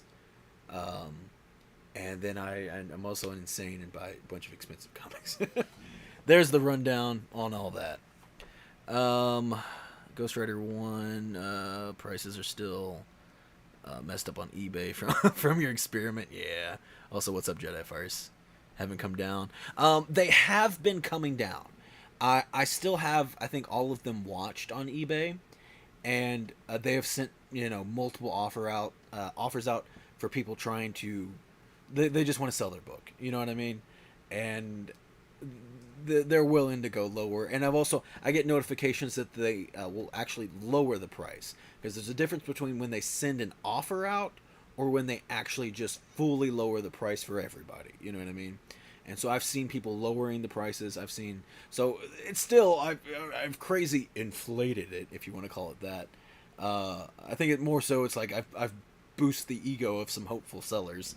Yeah, I'm hoping eventually it does die down, because I would like to get a 9.8 copy at some point. But I screwed that up for myself. But let's see. Let me make sure. CBS now has a send in tier for new comics from 2001 to present and modern. Yeah, that is true. The difference is like $2 or something, though, and it makes no sense to me. It is so weird, but I whatever, I guess, Marco the Trendsetter, yeah. Who deleted Gabehart's messages? What was Marco's? Did you delete your messages? I don't know. What was Marco's experiment? Okay, so I did a video a while back. So all the way in the corner there, my all new Ghost Rider #1. It's the 1 in 25 variant. There's on the census, there's like about 50 of them. It's a pretty hard book to find. It took me a long time to track down my copy. My copy's a 9.4, by the way, and I paid roughly like $200 or something for it a couple years back. But then since then, there has been a boom in Robbie Reyes. This, first appearance of Robbie Reyes, the 1 in 25.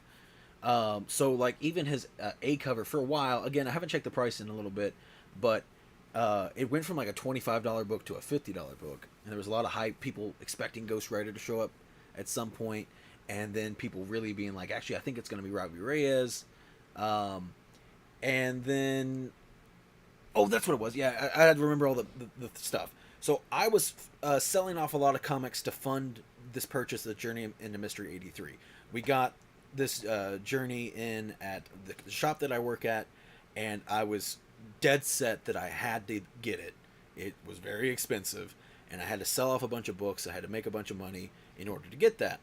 And that book is my favorite book that I own. It's my favorite cover. We're both Mexican-American, so having a really awesome Mexican-American hero. And like I said, I mean, it's just literally my favorite cover of all time. I think it is just super, super sick. It's badass, and I love it.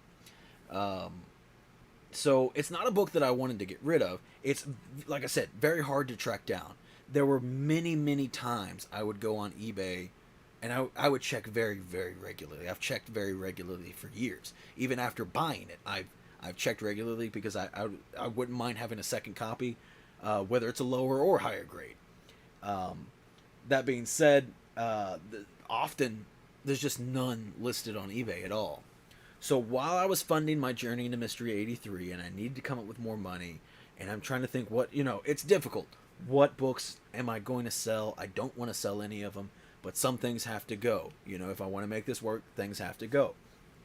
And I thought about that book, and I was like, I don't even know what I would want from that book if I were to sell it. And realistically, I was like, if someone, I could see someone paying $1,000 for that book, just because it's so hard to find. And that's another thing, like just posting YouTube videos over the years, people would see that book and message me or leave a comment or whatever and be like, how much for that book? And I'm like, it's not for sale, you know. And anytime there's a Facebook group where I always see this guy posting that picture of that comic, saying anybody have this for sale. He's been posting that for years, and he's still, maybe he has it now, but I don't think he has that book still. It's incredibly hard to find. It's really rare. It's a full black front, full black back cover, so hard to get in really high grades. 9.4 actually, I think is the rarest one. I think there's only like 7 on the census. There's more 9.6s and more 9.8s, which I know doesn't make it more valuable than 9.6 or 9.8. But I'm showing you, like the 9.6s and 9.8s. There's like 16 and 20 or something. I can't remember the numbers now, but incredibly difficult to find. And I was like, you know what? Okay, I'm just gonna, more as a science experiment. I listed on eBay for $5,000 or best offer. And again, before that there was none listed on eBay. So I put it on there, and I wanted it ended up being a failed science experiment in the aspect of I didn't get the information that I was looking for. It ended up being this whole different beast. I just wanted to see, would someone shoot me an offer for 1,000? Because at that point, even if someone offered me 1,000, I don't know if I was going to take it. I love that book. I did not want to have to try to track it down again. So I was like, we'll just see. I want to see what numbers people throw at me. Because, for example, like if someone just outright bought it for $5,000, it would have sucked not having that book anymore.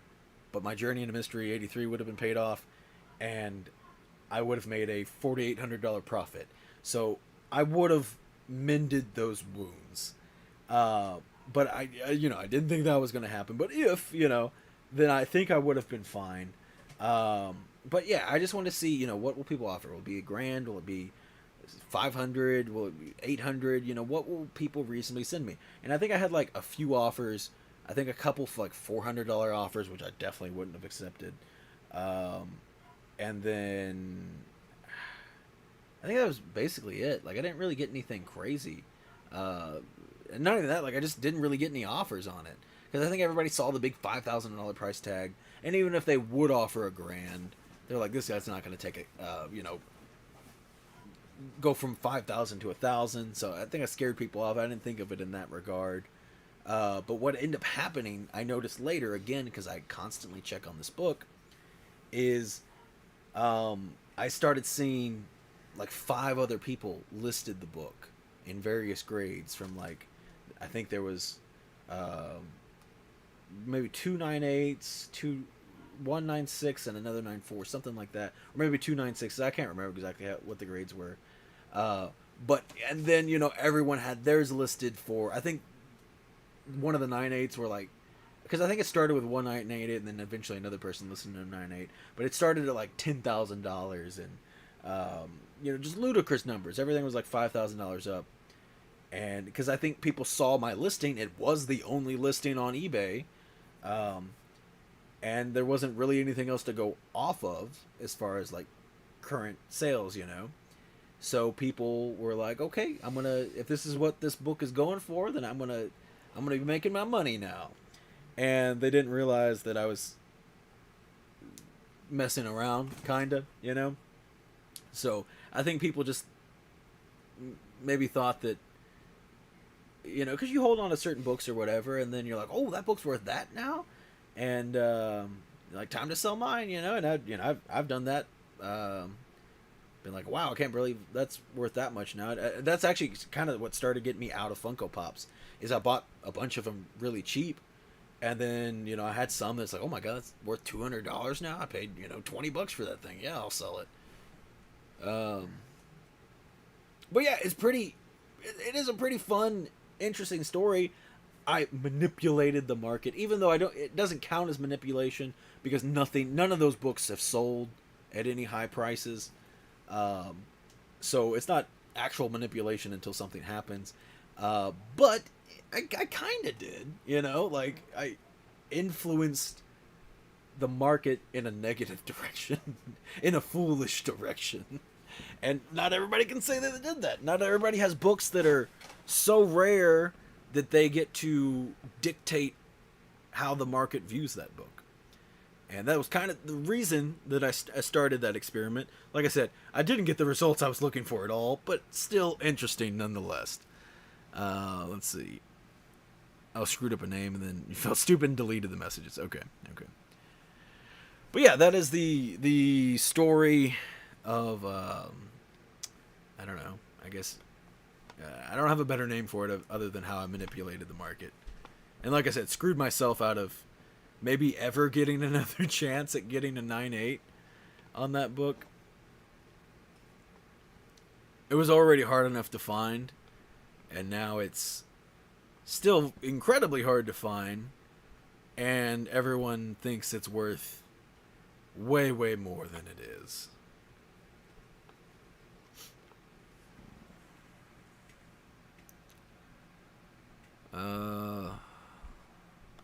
Yeah, once one sells, but that's the problem, is, like I said, people are easing off their prices, but not that much. Their books are still way overinflated. But to a degree, it's like, it is a struggle. It'll just depend on what would really, really spice things up is if Marvel announced, let's just say tomorrow, they announced we're doing a Ghost Rider movie with Robbie Reyes. Every time stuff like that happens, people go to eBay immediately and try to buy books up. So would somebody go to eBay and buy one of these listed copies that are way overpriced already? Because if they did that, then that sets the price. And I think that's the only way any of these books would actually sell at this price. And even then, I don't know. And what would be even trickier is they're all best offers. And so, best offers are weird on eBay. They don't always show you, because sometimes underneath it'll say best offer accepted, but it doesn't always. Sometimes you do an offer, and it'll just say that it's sold, and it'll show that it was a best offer listing, but it doesn't say that a best offer was accepted. So if it was listed at 5,000 but they took an offer for 1,000, that would artificially manipulate the market again into making people think that it's sold for 5,000 potentially, even though it only sold for 1,000. Yeah, there's a 9.8 for almost 10K. I think it was 10K originally. Like I said, they've been lowering down the prices. Do that with my Hawkmine 1 Gold Vibe. There are only like 30 copies on the census. Only a matter of time before another U with Oodles Muddy snatches up because they have to have it. Yeah. That's the thing. Like, if there is somebody that has to have it, and they have the money, it's a hard book to find. Yeah, it took me a second, because you really wrote like Oddles, I guess, and I was like, I guess that's supposed to be Oodles, but tons of money works as well. But yeah, it's just hard to say. I mean, until somebody buys it and sets a price, it's kind of priceless. And not in the sense of it's worth, the stars, more in the sense of it's worth something, We don't know what it is, but it's worth something. But yeah, I don't know. Again, I try to keep an eye on it. I actually have been slacking lately. I have been looking at them too much. There was an auction that ended, I don't know, maybe a month or two ago, and it was that, and then also had a number one second printing with it as well, which is in that like 2014 era. Second printings a lot of times had really low print runs, so that's actually a really hard book to find. And I really thought about. I'm trying to remember why I didn't bid on it either, because a lot of times when you do find these books on eBay raw, they usually have some kind of damage with them, which is unfortunate. But that's just how it is. Again, not an era where people cared about ratio variants, took care of their ratio variants, didn't think, all these new characters were coming out, a new Ghost Rider, Miss Marvel, Ironheart, and they're like, nobody cared, nobody liked those characters at the time. It's like, you can't replace these, iconic characters, and then now people do care about them. And we do care about ratio variants, and that book is just hard to find and always will be.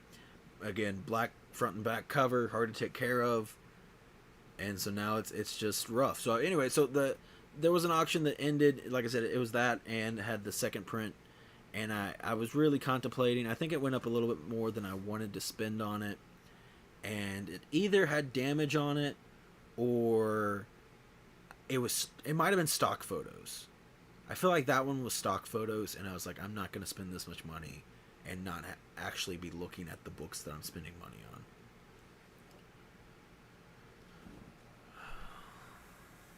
You're a little drunk.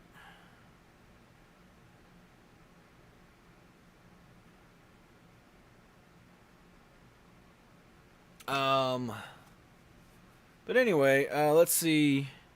So it's closing up on 10. Do you want to just do like a little bit of Legos? Like maybe just like the little ones that you got today? Yeah, sure. I'm okay with that. Let's just dump all the figures onto the floor. Yeah, go ahead and start moving them. I don't know. There might be a little box. Here, I have an idea. That'll work. Will you real quick set these on my bed? Yeah. Be careful with them. They're the expensive comics. Oh, don't let me forget. We need to find that Iron Man hand, wasn't it? I dropped something. Speedball again. Keep abusing Speedball. Look at B-More poking it. Yeah. It's very good. It's where it belongs. And I'm not going to set up the other camera because it's not set up right now. We're just going to do a couple little Legos anyway, so I'm not that worried about it. Alright. We'll just show it off as you're working on it. As your past streams, have you covered the Black Flag UF4 Acetate CGC graded books? Technically they're worthless because CGC wait. It's going to be worth a lot of money going forward. Yeah, I haven't done any videos talking about it. I don't. Partially make because this one first, because I wanna. Yeah, I don't care about the drama with everybody freaking out about influencers getting Oh crap! I did say it wrong. Influencers. I said it right in my head. Influenza was all rampant everywhere. No, but everyone was mad that influencers were, getting to take big stacks of books and cut in line and whatever, and I'm just like, that's nothing new. Like, I'm not saying it's right, but it just felt weird to be so upset about it now. It's just like... Marco's just trying to defend fellow influencers because he'll be one day. No, it was just silly to me. It's like, I've known about that, and I don't even go to those things. Like... I need to... I normally sit like right here. But yeah, I thought that part of it was silly. And I'm not saying people don't have a right to be mad about it, but it just seemed out of nowhere. But then the other thing with the Ultimate Fallout 4, and that's another thing why I am frustrated having to switch back to CGC, because I think they're just, both them and CBCS have their priorities all screwed up. CGC, I feel like, have had their priorities screwed up for a very long time. During the big pandemic boom of everyone wanting to grade all their comics, they still took on way too much, doing all these signing events and other things that slowed them down. And, they always focus on the wrong things. And right now, both companies are making me so upset because I have books that have been with both of them for entirely too long.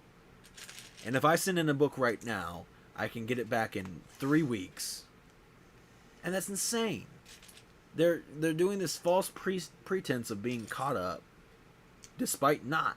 They shoved a bunch of comics under their bed and said the room is clean. And it's not. And it's so frustrating that they're trying to save face, and I think they think they're succeeding. And then stuff like this where CGC didn't. I don't know, because I haven't talked to really anybody about it, and I don't know if you know about it at all, Chris. The Ultimate Fallout 4 acetate cover. No. So they took it was just a leftover exclusive that they didn't sell. It was a reprint of Ultimate Fallout 4, but Crane did a new cover for it, kind of similar to the original cover, but a little different. And they didn't sell them all. So they worked up this half-ass scheme to make it special, and they just stapled a new acetate cover to the top of it. The plastic covers, had like a little bit of something on it, I think. So the books had 4 staples in them. And, which is just clearly recycled. And then, come to find out, Marvel did not approve it. It was not, I don't know if it was ever mentioned to Marvel or anything. So they're just out here doing illegal stuff. And then on top of it, so CGC starts grading the books, but because they had the plastic acetate covers, they're getting, like, a lot of them are, most of them are getting 9.8s, but a lot of them also getting 9.9s and 10s and stuff. And in reality, I don't know for sure, I can't confirm, but the books are probably in bad condition because they've been manhandled and attached a new cover to the outside of them. So then, and they were just getting regular universal labels. Then they are like, okay, we're sorry. We're sorry. And they did an amended universal label, which is stupid. It was still a blue label, but then it just mentioned something on the thing here that it had a cover attached. And if you have a cover, like if you, on a regular comic, if you swap out the staples, because some people would swap out staples if they're rusty or something. Yeah. Put new staples in there to, like, it's better, but if they catch it, that's restoration and that's not good. Or if, or some people would maybe have a book that has a really good interior but a bad cover, and another book that's vice versa, and they would swap them. And if they notice, that's called married or mended, or different things. So anyway, this is a thing that's not supposed to be on it, attached to it, and getting really high grades. And they're like, okay, we'll give it a mended label, a mended label. And then now they're like, okay, we'll give it a green label. So now there's 3 different labels for this book that exist. And the first batch of it, I don't know. I am kind of curious moving forward, if those original books that are graded incredibly high with the blue universal label, you can't get any more of those. Will those end up being worth a lot more because they're rare? I don't know. Will people not care? And they're technically not even, because if you go into the census on CGC, like if you look that book up, it'll actually show that it is a qualified green label, but that's not what it presents as. So here's the torso. You want to show that off? Yeah, it's pretty fun. So here's the beginning of the Power Ranger man. I always wondered, why does, like, restoration matter so much? Because it's not keeping it in its true form. Meh. Because if you had a book that was all, was missing a bunch of its color and then you just re-added the color on there, that's not what it was. It might look good if I'm sitting there looking at it from a few feet away. It's like, oh, that looks amazing, but it might have looked terrible until you touched it up, you know what I mean? I think some of it can be a little silly.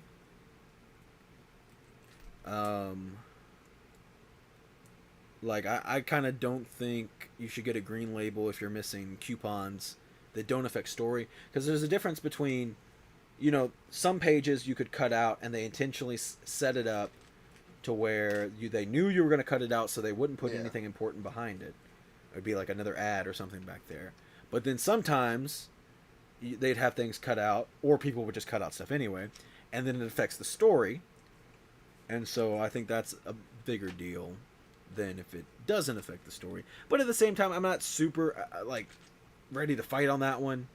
I'm like, it is missing a piece technically, so I guess it can get a qualified label. But for me, I think that should be more for bigger issues. I think, I don't know. But at the same time, it's just one of those things, because that's the thing, so many people cut out the coupons and did the stuff you're supposed to do with the comic. So when you get one that wasn't done like that, it's like, that's so cool, it survived, you know what I mean? Yeah. So, I kind of get both sides of it. And that's the whole thing. It's like, it's preserving the history and everything that has happened, but how true to it, you don't want to lie your way there. Yeah, my only thing is, I think it's weird, specifically with preserving the history, because other historical artifacts get restored all the time, Yeah, I think there's a bit of a difference it's like there. a ship of thesis kind of thing. Yeah, there's a bit of a difference in a lot of those type of things that you think of getting restored are things that have been around for hundreds and hundreds of years, and if they don't get restored, will just disintegrate and die. I mean, say another 50 years pass, there will be comics that have been 100 years old, Marco. Well, there are comics today that are 100 years old. Why does restoration for them, Well, I'm just talking about, some of them are probably disintegrating. Restoring... God, what's a famous building?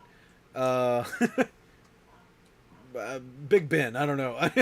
That's all I got. I know. You blinked out so hard. I did. I was like, what is the name of anything? Keeping that, if you don't take care of that, it will die, and there will be no more Big Ben or whatever other buildings. There's other buildings out there, y'all. Watch out. Or, take an ancient tool, a little spear or something, I don't know. There's things you got to do to take care of that, because maybe it's 1,000 years old, you know what I mean? Yeah. Legs. Yeah. And, again, thick ankles. Oh, I forgot. But also, they're not out there grading. You don't go to a museum and be like, here is this Native American shield. I don't know.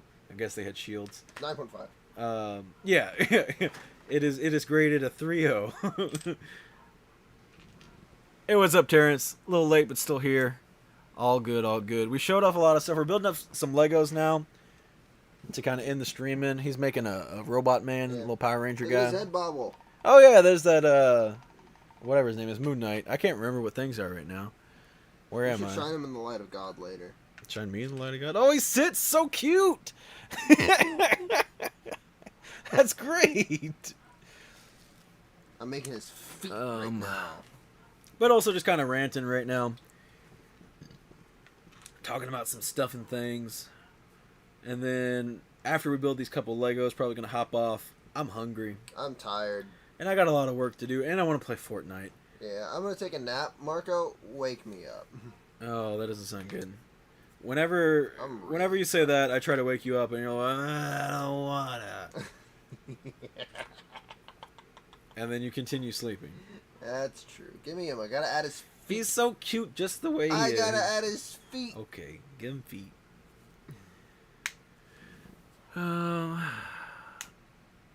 He got big old feet.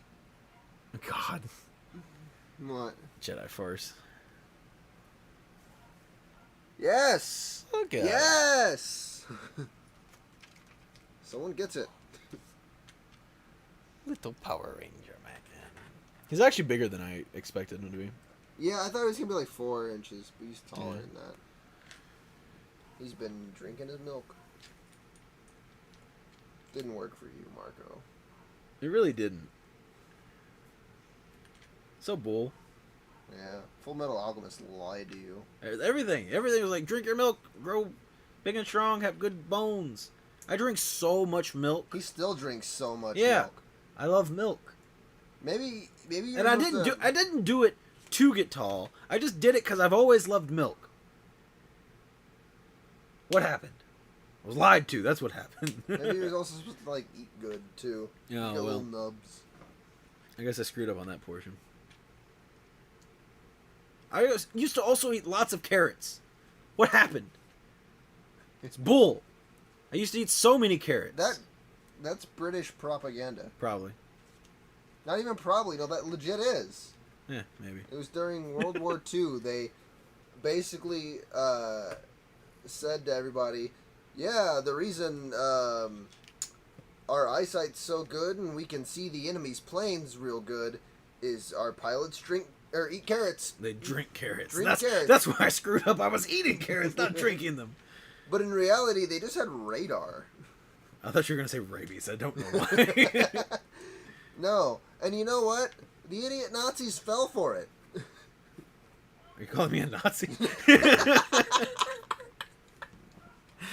Starting to go around where CBCS lost over. Yeah, I heard about that. Now, granted, it should also be noted that I don't know how many books this guy sends in a year, but he claims to be the biggest, I don't know what you call it, customer of CBCS, sends in the most books per year, which I can only assume is thousands.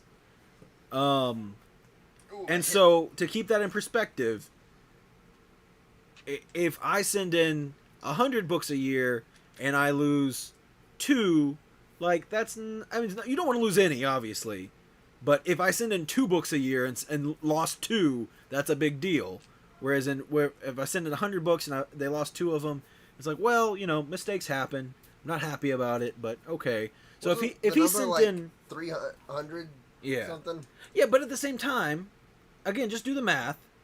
If he's sent in 5,000 books and 300 or so are missing, it lowers it a bit. I'm not saying it's good. I'm not saying it's acceptable. I'm just saying it's not really as big of a deal as a lot of people think. And I'm not really even trying to defend them. I'm just throwing. I want people to think of it mathematically for a second. No, he wants I want CBCS to be good. CBCS to think of him as an influencer, so that he can get those good deals. That makes sense. Yeah, but no, I just because that's all people say is like CBCS lost 300 books, and it's like that's so much bigger of a deal if that guy's whole thing was he sent in 300 books and they were all lost, rather than I've sent in many books constantly all the time, and now I'm catching up on some of them I haven't seen, and it looks like 300 are missing out of my. I mean, who knows how many books that guy sent in? Because, you have a lot of people that send in tons of modern books. If he, I'm sure he owns a business where he's probably sending in moderns and older books and everything,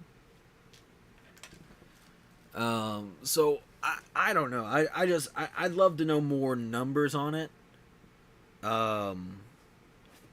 But he's a nerd. He wants to know what numbers are. Because it does make a difference, you know. And sending in your books to anywhere, it's always, unless things are super smooth and everything happens really fast, then you feel great. But anytime there's any like hesitation or hiccup, at least for me, and I'm sure it happens to plenty of other people, where you have this feeling of like, oh God, they're gone. You know, like I have some books that have been at CGC for ages now, and I'm like, oh God, they're gone. Maybe they're not. I have some books at CBCS, and I'm like, oh God, they're gone. I sent them in at 2-day, back when they used to do 2-day, in October. I still don't have them. God, those are working on a year now. That's crazy. Ta-da! There he is, a little fellow.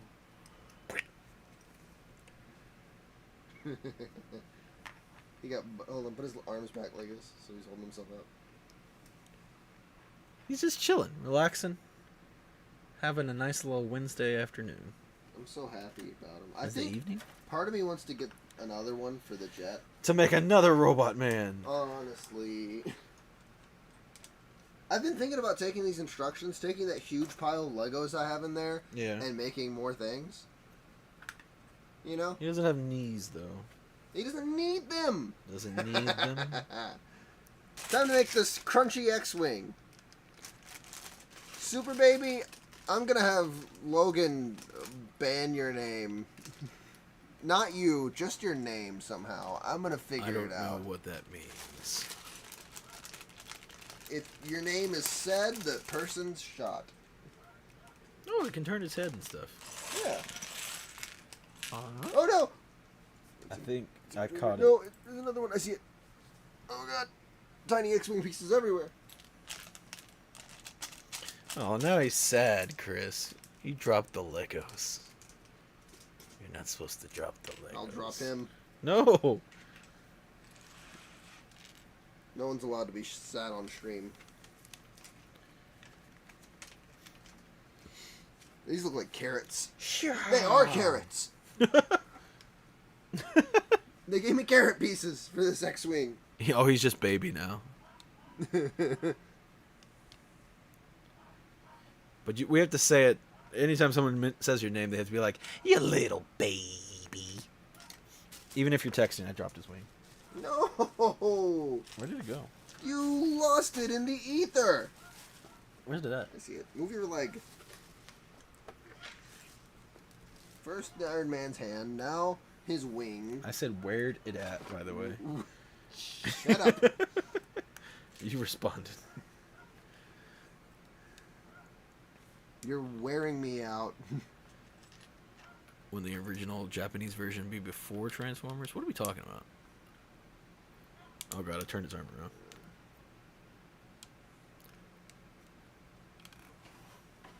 Look, this is why Gabehart's got a deputy badge. Super Baby, what is your little profile picture? Yeah, it's not a badge. I'll tell you that much. Yeah. Is it worth it to slab a book with PGX to even, or to even buy a PGX slab? I've never bought a PGX slab. I've heard they're not great. I've heard, and that's the thing, like, it goes off like he said, she said stuff, where, you know, because for the longest time, and still to today, a lot of people were like, what's funny, a lot of people were like, CBCS overgrades, and I definitely don't think that's the case right now.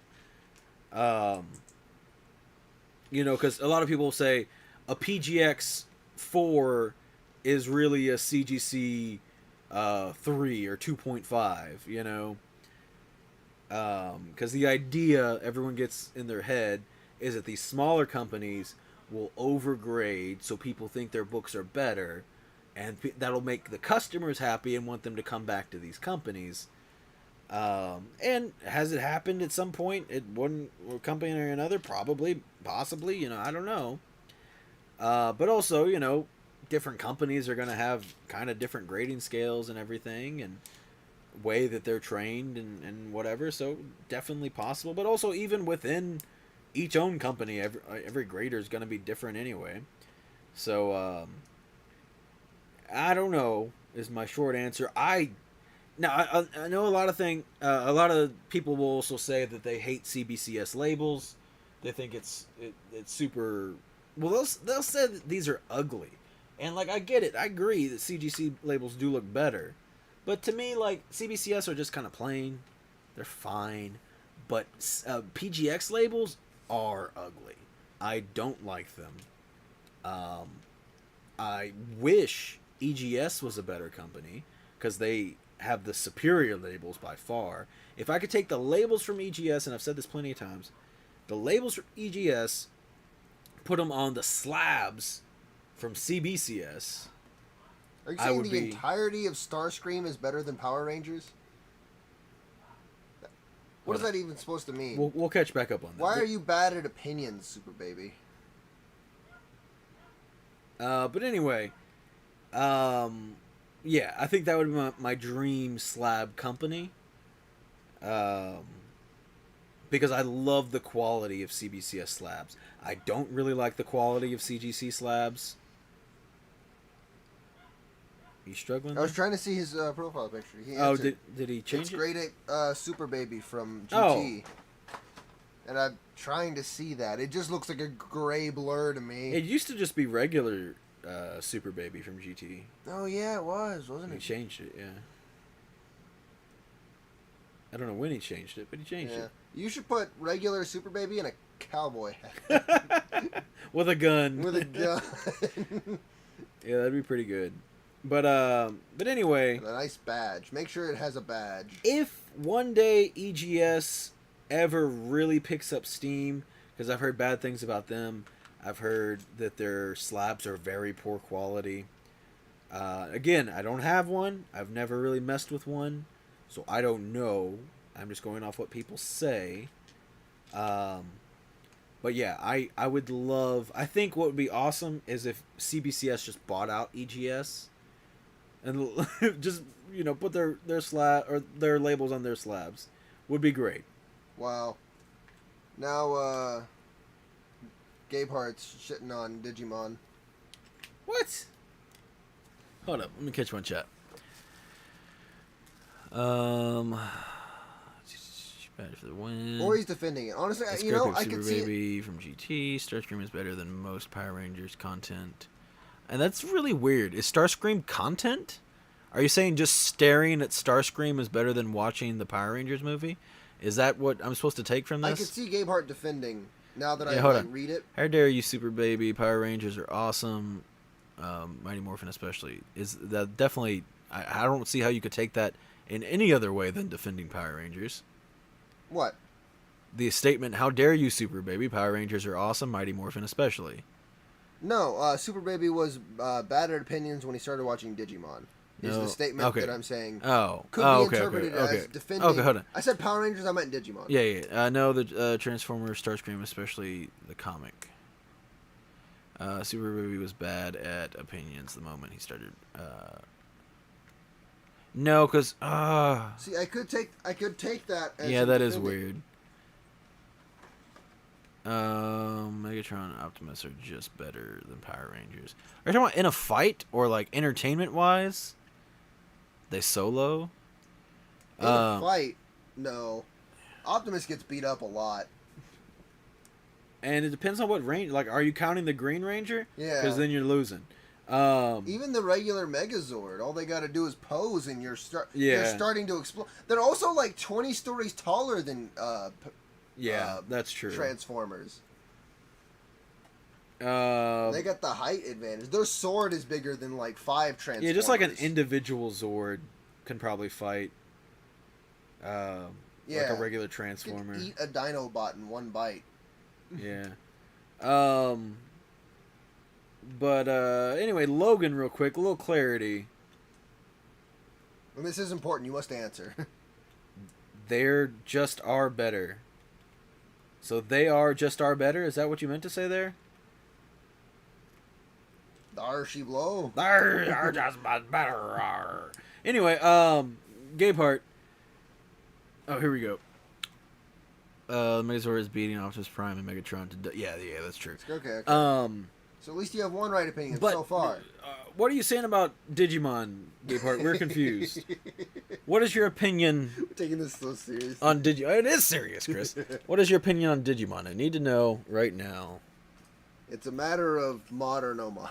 It's a matter of life or death, Chris. We don't. Nice catch. I like his power stance, by the way, that I've given him. Yeah. He is. It's pretty good. Fight me, Optimus Prime.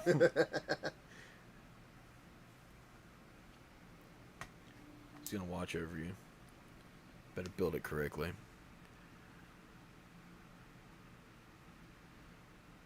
Done line Power Rangers isn't good. When were you ever saying Power Rangers was good? He's shitting. I'm so confused. What's happening? Who is he? You?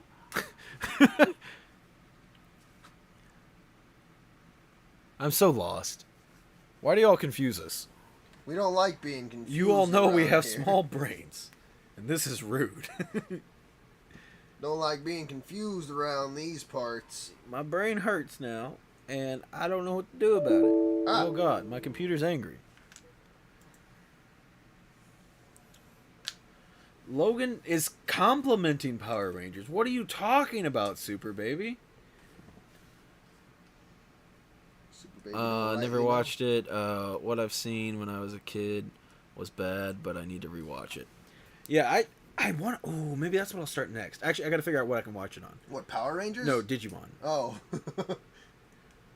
Now that I'm done with Agents of S.H.I.E.L.D., I need a new show. I rewatched a little bit of Digimon a while back, and I was pleasantly surprised that it was pretty good. I wonder how similar to my other X-Wing this X-Wing is. And I think it entirely had to do with, I was just scrolling through Facebook and like a video popped up with a clip from Beyblade, and I loved Beyblade. I loved Beyblade so much. And there's a special place in my heart still for Beyblade. But I went back and rewatched this clip from the show, and it was so bad. It was incredibly terrible. And then I think within that, I was like, oh god, what else did I love that is awful? And I was like, I gotta check Digimon. And I watched a few episodes, and I was like, Digimon's still good. We're safe.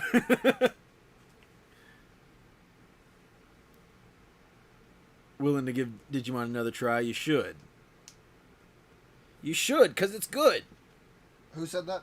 Logan said he'll give it a try. Super Baby's saying don't be a suck-up. Being a suck-up is what got him his badge. Actually, I think it was comedy. It was getting banned, actually. Oh, yeah, that's what it was, yeah. It was the only way we could bring him back. I forgot. He stayed a mod because it's funny. Yeah. And we're anything if we're funny. Yeah. Ugh. Hey, look, it's an X-Wing made of carrots.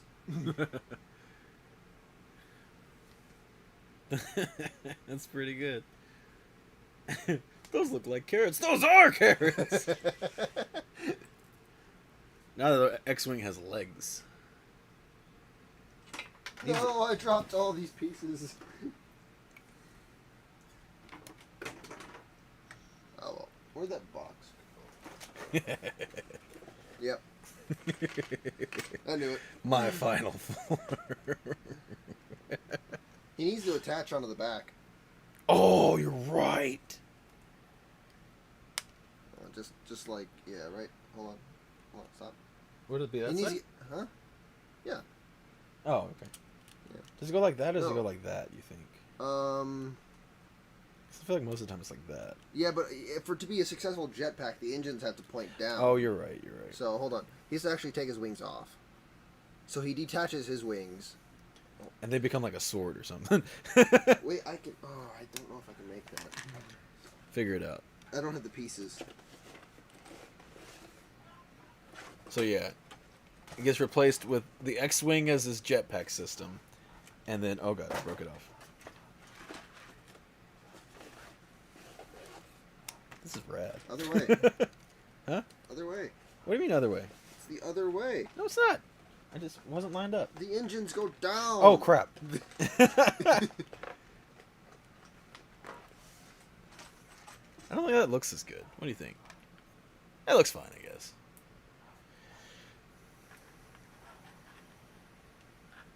Kind of looks like he has a cross behind him.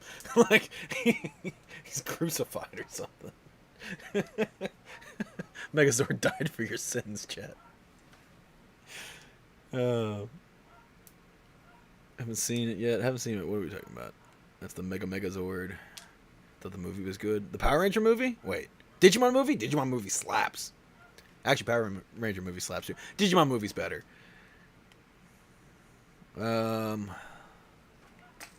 I see it, Marco? Yeah.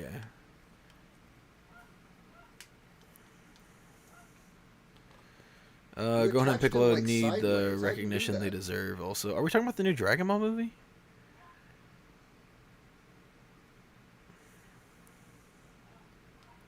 Wait a minute. Will Chris review the new animated Dragon Ball movie? Okay, yeah, I missed that comment. I don't know if I'm gonna see it. What do you think, Chris? I might see it. I don't like the way it looks. I don't care that much. All. I think it looks terrible. And I'm usually not one that really cares about 3D stuff too much, but I think it's way too much. Like, I think in Dragon Ball whatever Broly, there was a lot of 3D stuff used in like the fight scenes and stuff especially, but I think it was used very tastefully, and they did some cool stuff with it. But this just... I'm doing some cool stuff right now. This just doesn't like...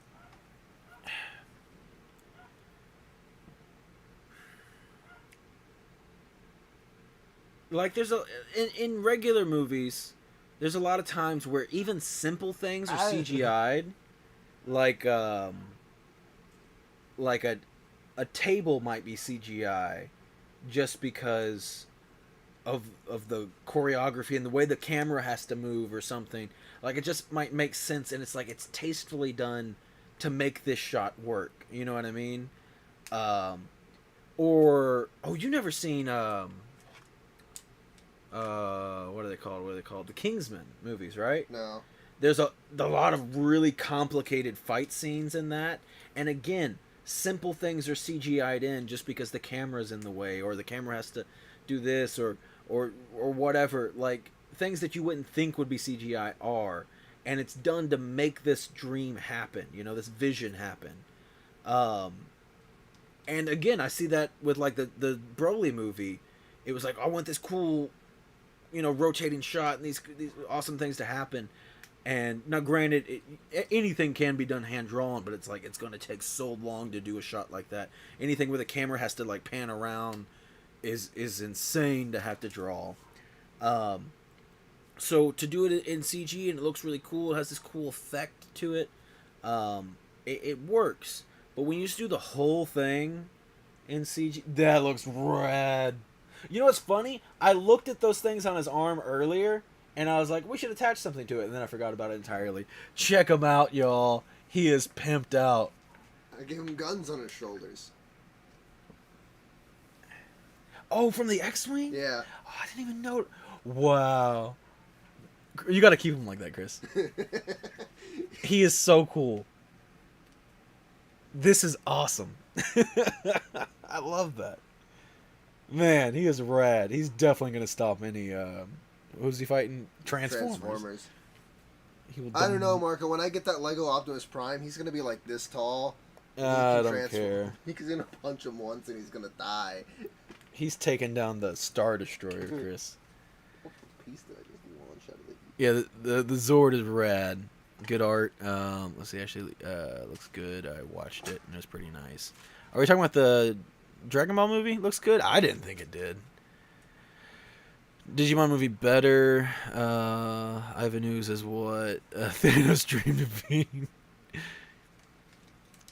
I don't know what the good art is talking about, but I will say the Digimon movie, the first like 30 minutes or whatever, I don't know if it's different studios from the first 30 minutes to the rest of the movie, or if their budget got incredibly lowered, or I don't know what happened. But the first like 30 minutes of that movie, I think still is the most beautifully animated anime I've ever seen. I think there's so many moments that go above and beyond, and it is just gorgeous. And then the rest of the movie happens, and it looks okay, and there's a lot of CGI and stuff. It is a very interesting, just clear break. But also there's a break in the story, too. It's like, now, this was the past, and now we're here. And, I don't know. I would love to see so much more that looks just as good as the beginning of that movie. One Piece of the movie had amazing artwork and fight scenes. I wish Dragon Ball would have done that. I have not seen it. It never will. It never will, yeah. I'm not gonna watch One Piece. Can't make us. I don't have the time. I just don't want to. Even if I had the time. Marco, you didn't watch the movie. What are we talking about? What movie? One Piece? Or are you talking about Dragon Ball still? I'm just saying, like, I saw trailers and stuff, and I thought it looked awful. And I also think that new Cell game looks awful as well. I think it looks alright. I think the idea is pretty solid. It's very passable. It looks like any other Dragon Ball game. Except for Fighters. I think it looks... Fighters looks really good for no reason. I think it looks much worse than most Dragon Ball games. I don't. And Budokai 3 looked amazing. Budokai 3 did look pretty good. But when you get to the more 3D fighting... Well, right after that, they switched over to 3D. It looks like any of them. Dragon Ball Z had amazing art. Just haven't seen it. Okay, I mean, that's fair. I'm willing to accept that. How do you retain so much comic info, keys and stuff? Is there a system? I'm trying to learn it and can't find a grasp. Memorizing is hard. Well, part of it is it's my job. In kind of two ways. My actual job where I make money. And then also I talk about it a lot here. So if I'm going to make a video and I have things I need to talk about that are pertinent to that topic, some people, might make notes and stuff. I'm not that way. I don't make notes. I just try to remember everything that I need to. And there are sometimes I make videos and then I'm like, oh crap, I forgot to mention this, or I get into the middle of it and I'm like, oh crap, what's significant about this book, or what issue number is this book or something, and I might fumble here or there. You, Marco. He looks so good. I made something made him look a little better. I just arched these back. Yeah. He looks incredible. I wish you could add something to it. The only thing that with it out, it just like you get to see it a bit more. If you do that, it's kind of gone. Keeps comic notes stashed in his hair. It's really funny. I forgot what. See, it's ironic. I forgot exactly what we were talking about, Shay and I. But I memorized some random tidbit of Marvel lore, and he was like, "How do you remember that insignificant bit of lore, but you can't remember anything else?" And I'm just, I don't know. Well, see, that's the thing. I think we're both similar in that regard. Weaponized ADHD. But I think we're both similar. Weapons grade. Similar in that regard, where we do remember a lot of junk, just like it's not important stuff, but it's just stuff that we think is neat. I'll never remember Marco's birthday, but I'll always remember the first slab I bought him. It's kind of not two similar things at all, but yeah, they don't have to be similar to be in my memory banks. You're like, I'll never remember your birthday, but I remember a rock I once saw. I do. I remember this one time I saw a squirrel eating a cinnamon roll on a park bench. It was pretty cool. It was a big cinnamon roll. It was bigger than the squirrel. If you cut his hair, Marco will lose his power.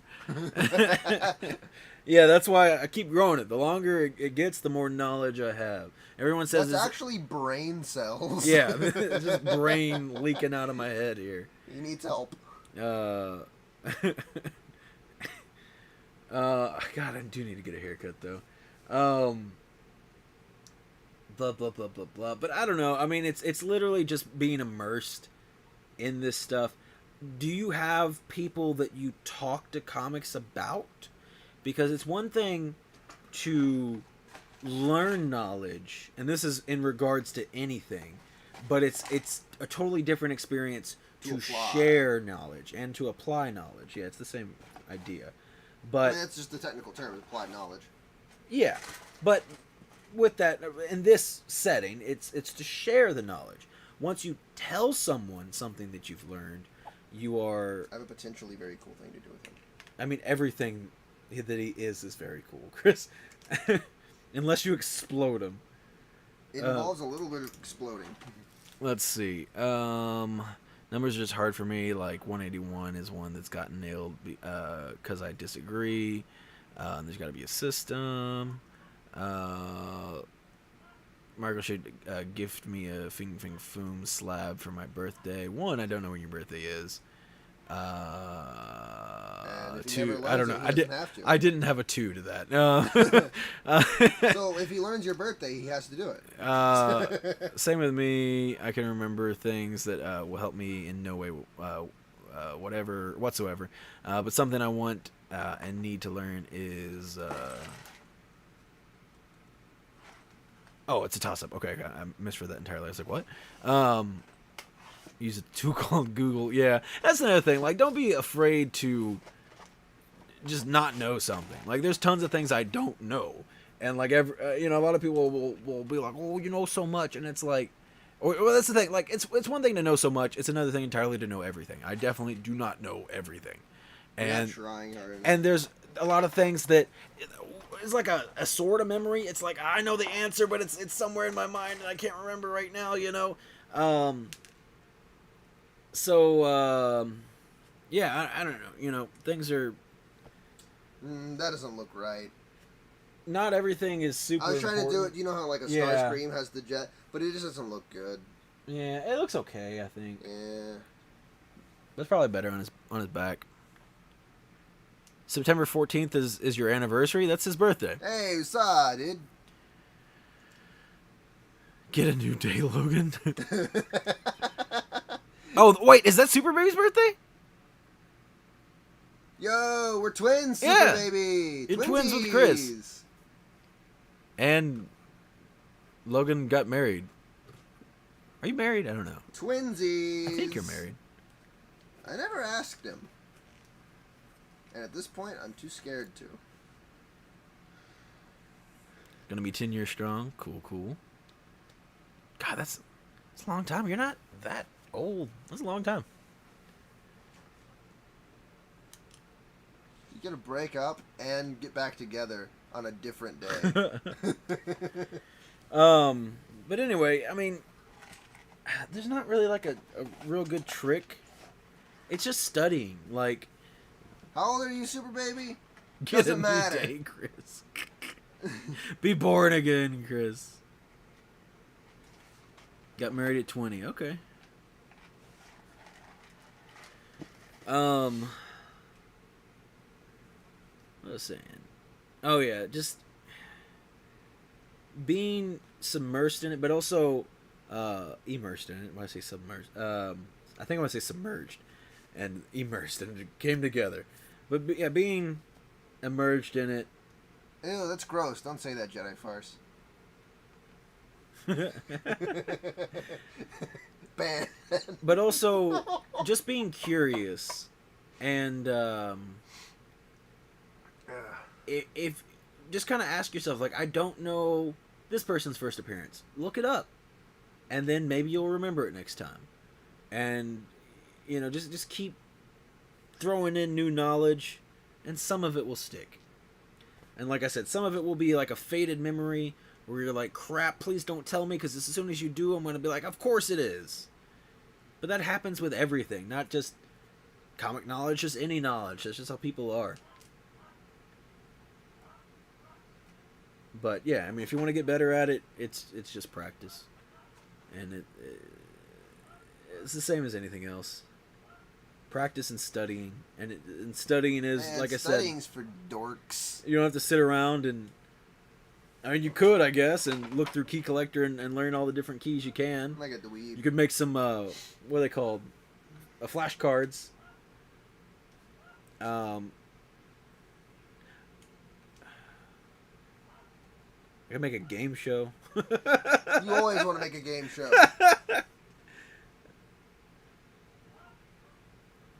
Which, by the way, hopefully this weekend will be another game show. Grail or No Grail is the plan. It was supposed to be last weekend, but that big order just screwed me up, and it couldn't happen. Fake Dragon Ball fan, so I disowned him as my brother. So sad. How old are you, though, Super Baby? You got a Marco. I think that's where he's saying where he gets his knowledge from. Oh. He just asks me questions. Well, and that's the thing, though. Like, I have a friend that knows more. That's what I'm saying. Like, that's why I was asking. I don't know if I ever got an answer. I may have missed it or whatever. So much comic story knowledge, but number and issue knowledge is, I guess, Googleable. Yeah, fair enough. That's what I do. I could never remember any dates when something came out. Not a number. I've always been really good at numbers. Like, for example, I'm not going to go into too much detail, obviously, but, like, the password that I use for a lot of things is a large number sequence. And I've just used it for forever, and I can remember it. You're 19? Get out of here. Well, 19 or about to be 19. Because your birthday is in a couple weeks? Yeah. 3 weeks, maybe? Roughly. Yeah, something like that. Get out of here. What are you, 12? Come on. You're like a preschooler. You baby. Super baby. But anyway, that's what I was asking Gay Part. Like, do you... I know, like, when you're up at the shop, you know, you talk comics and stuff. But when you're at home, or are you talking... No. Delete that You're a pirate now. What? Turning 19. Yeah. I'm a barber in San Antonio. You want me credit card information and me social security number? What a wee little baby. Look at the little lad. Yar. I'm dying. Chris is dying. Yeah, I didn't think it was that funny, but just had asking you questions that end up being easily Googled. I mean, it's fine, and like that's what I'm saying. Like, apple juice. Part of that, I think, is a good way to learn. It just because then, like, especially if there's a conversation that he deleted it is had around there. But yeah, if you have opportunities to talk about something and explore that idea a little bit more rather than just, you know, Fresh Punisher 129, you know, and then and move on to the next thing, you know, like. I don't think I have another small set to build. No, that's fine. I'm about done. I'm hungry. Just wanted to chat a little bit more. I'm more awake now. Yell at Super Baby. Yelling at Super Baby gave me energy. God, this thing is so cool. Yeah, I'm very happy with it. This thing is so rad. Oh, I don't know if Bruner saw it. We added an X-Wing to its back. Oh, yeah. Well, I think he was here. Was he? But just in case he wasn't. So he had this little Megazord type thing, and then we had an X-Wing. He built both of them, and then he combined them together. Cool if we put them together. And it is. I started reorganizing my comics to do it by character and release date. It's been enlightening. Reorganizing your... As far as, like... So your comics aren't alphabetized, or I guess probably alphabetized by character rather than title? That's insane to me. Is being a pirate your job? Or is being Starscream your job? I'm a little confused on what you mean by that. And I know you're not much of like a cover by person, because like we have some cover buys and we're still organizing our stuff. But like with that, we want to do like, here's a section for Magic covers, or Black Cat covers, or Doom covers. Because we have a separate cover buys box. Yeah, you know? that's what I'm saying. Like we have our regular stuff we've read. Storylines, yeah. Storylines, that's all alphabetized. Just by title. By title, yeah. Then we have our cover buys. What else do we have? Our big books. Yeah, as far as like the different well, I have a box of slabs, with a couple extra things in there. There's the big Treasury Momoko. Oh, that's your job. You're doing great. What's his job? Me screaming at him and me getting energy out of it. Oh, okay. A checklist, yeah. Well, that's the thing. Like, yeah, that's good if like you're looking for books, and you make a checklist and just put the name and number of the book, and that can help you like familiarize what you're looking for. Like, don't put first whatever next to it. Just have the title of the book, and if you don't know what it is, if you forget at some point, look it back up and give give yourself a new chance to remember it. A Lego Gundam would be really dope. And there's certain things like I might remember the number of a book, or I might forget the number, but like if you showed me the cover, I'd be like, oh yeah, that's first whoever. Or sometimes I'll see a book and I'm like, oh, that's for something. I can't remember. You know, it's a key. I can't remember what it is, but it's got some importance. And it really just depends. Like, things that are going to be more important to you, you're going to learn better. So, like, especially if it's stuff you're looking to collect, you're going to more easily be able to remember the names and numbers of everything. Rather than, you know, some random key of some character you don't care about, you know, in a line you don't care about. Yeah, Key Collector is super helpful. It is for sure. And like earlier in the stream, I got all those Agents of S.H.I.E.L.D. books, and I went through, and I knew one was the first appearance of a few characters. But I was like, let me skim through these, because I'm not familiar, and I found out a different book that I had was first appearance of Grant Ward. And that was awesome to find out. Who's Grant Ward? He's a character from the show. Oh, that's right. You explained that to me earlier, and I completely forgot. But that's super cool, and now I probably won't forget that. Now, I probably will never remember what volume of Agents of S.H.I.E.L.D. that is. I think it's volume 2, but I'm not sure. I also think that other run of S.H.I.E.L.D. was volume 4, but I'm not sure. I'm really bad with volumes. What's a good anniversary date?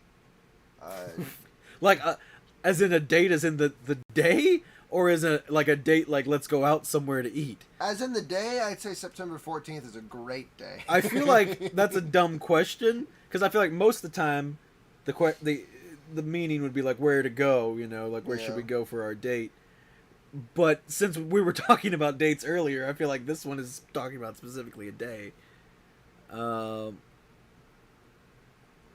an actual date? I don't know, man. I'm single. Yeah, I found out I had the Spider-Verse 6 just because the hype from it. Okay, gotcha. Yeah. Yeah, sometimes sometimes you'll stupid. Sometimes you'll learn a book that you had is something cool. Obviously, your birthday. You'll never forget it. I don't know what is even happening right now. Jedi Farce, no.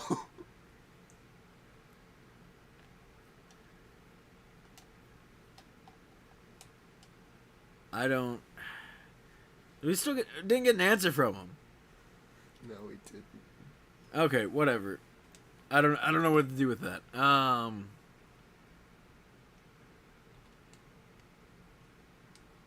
Okay, so you've been so you are looking for an actual day. Okay. Okay. Hear me out. September 14th is a great day. I'm gonna one up you. September 21st. Why? Do you remember? I remember now. That's all you had to say. Oh. That's so dumb. I hate you. That's my vote. I'm trying to think if there's anything else worthwhile.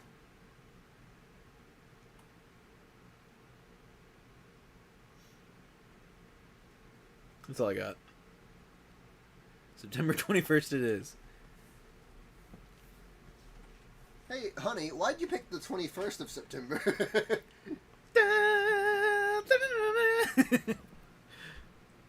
Holiday was always good, easy to remember.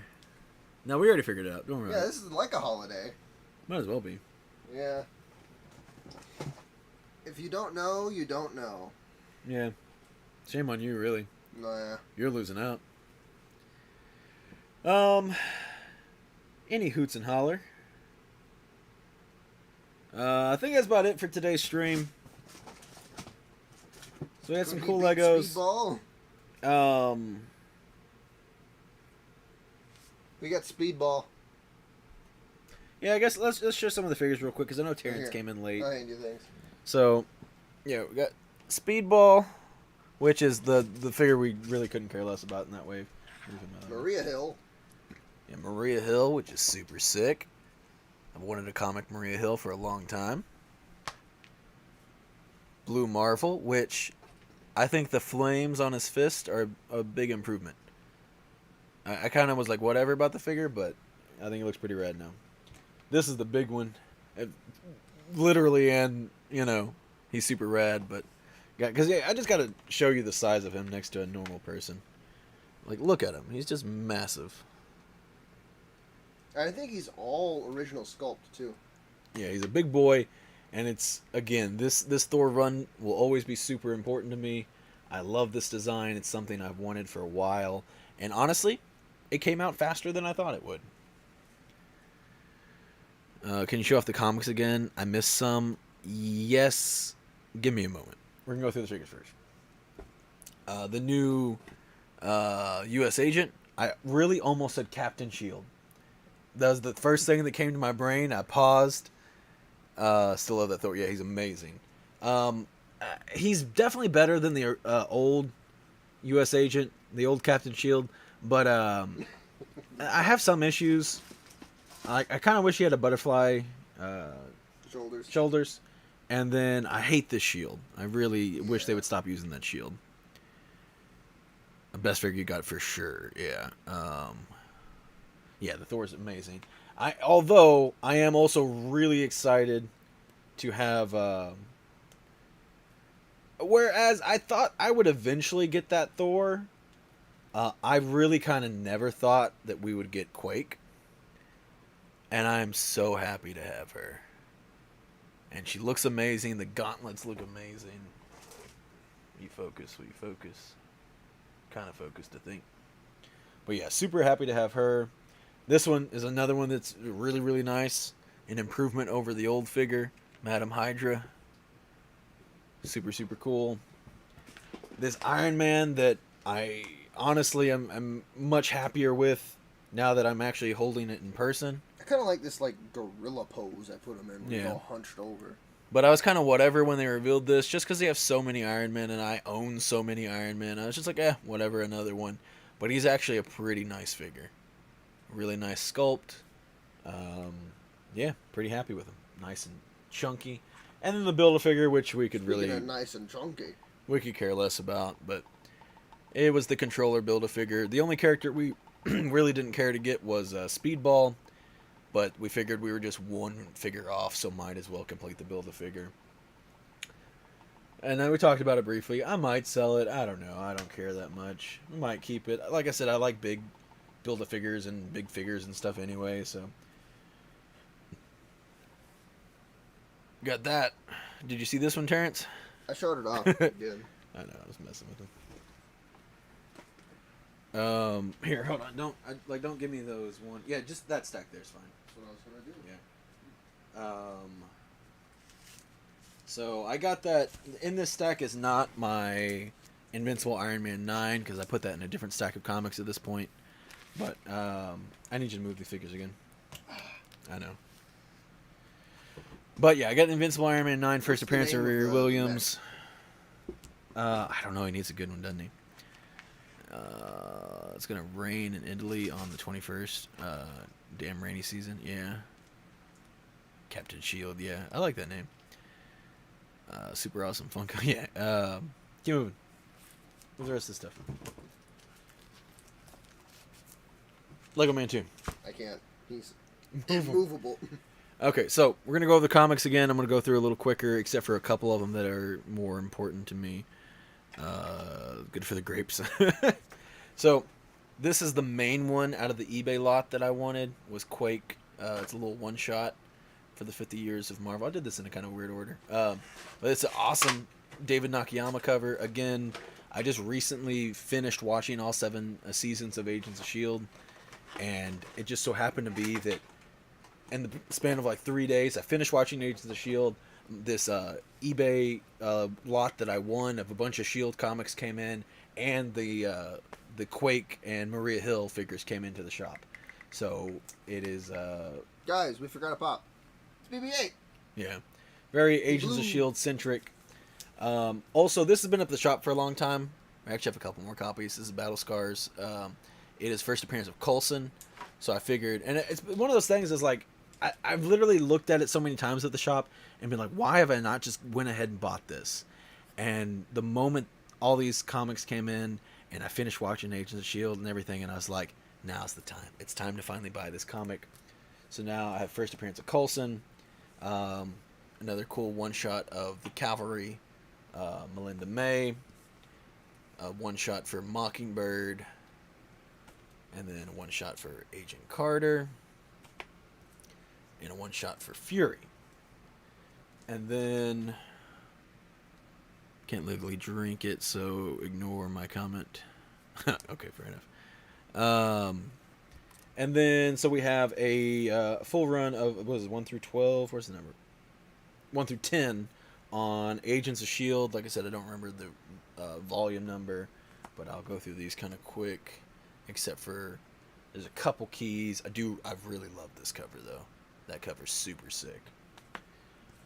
This one's pretty cool as well. Any more Battle Scars one at the shop? Yes. I think there's 2 more, and they should all be $10 each.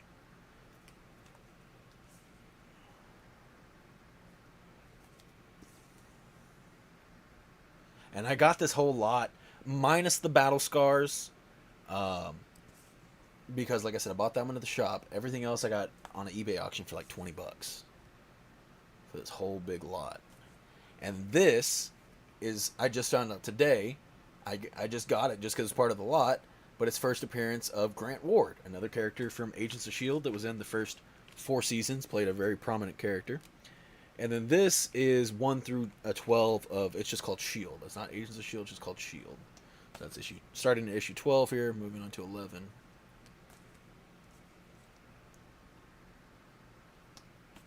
A couple minor keys in here, but nothing big. Other than, I'll show you what the... And it's not big either, but it's really cool to me, you know. Like, none of these are really valuable books. The most valuable one being that Nakayama Quake cover, just because it's a hard-to-find Nakayama. And it's great. It's a great cover.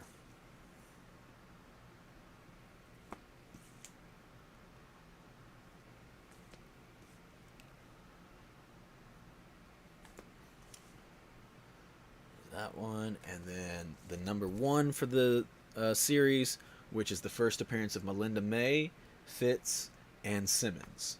So this was a really cool key to get. I have first Quake already. I actually think I own 2, maybe 3 copies. I think it's just 2 copies of that. I don't know if they ever did Mac. I need to check on some other characters like Mac and Yo-Yo.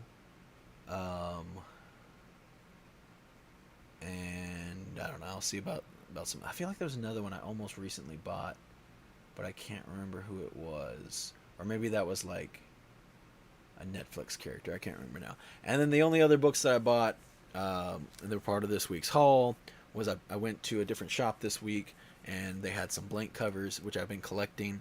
I'm going to hopefully be doing something fairly recently, or fairly decently soon. So I picked up the blank Geiger, Iron Man, and this cool pink Power Ranger one as well.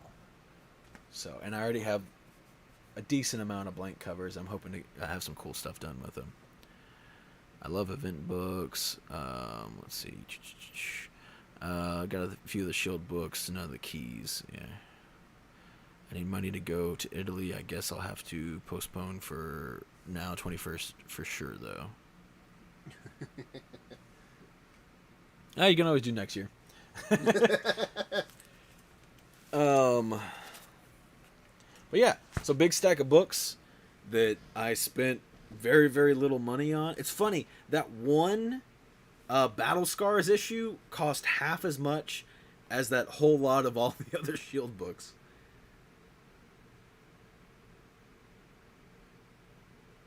But like I said, I got lucky. I got really lucky because that actually ended 2 weeks ago on stream, during stream, and we were playing something, probably 7 days or yeah, that should have been 7 days. I don't remember. We were playing something, and so I wasn't paying attention to my phone. The auction ended, and nobody bid on it though, so they just relist it.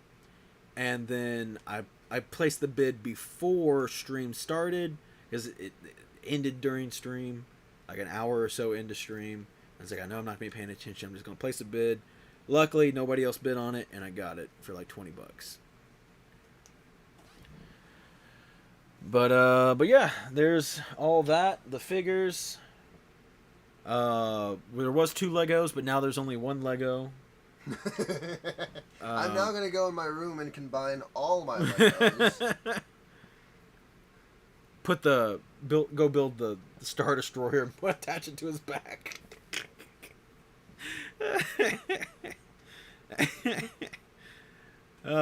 But yeah, I'm pretty happy with this comic haul. It's not often. I don't typically get runs of stuff, and there's not a lot of minor keys that I've been picking up lately. What's really had my focus is, the big expensive stuff, the hard to find stuff. And actually this stuff is kind of hard to find. And this is first time in kind of a while that I was able to buy some smaller books and feel really happy about it. Like I said, and it just happened to be the perfect timing of I've been binging Agents of S.H.I.E.L.D. for a while now, and got through all 7 seasons again, and feeling pretty good about it. And so I'm really happy to have these keys. Nice haul, thank you. But that's going to be it, though, for today. Like I said, this weekend, the plan is to have a Grail or no Grail video.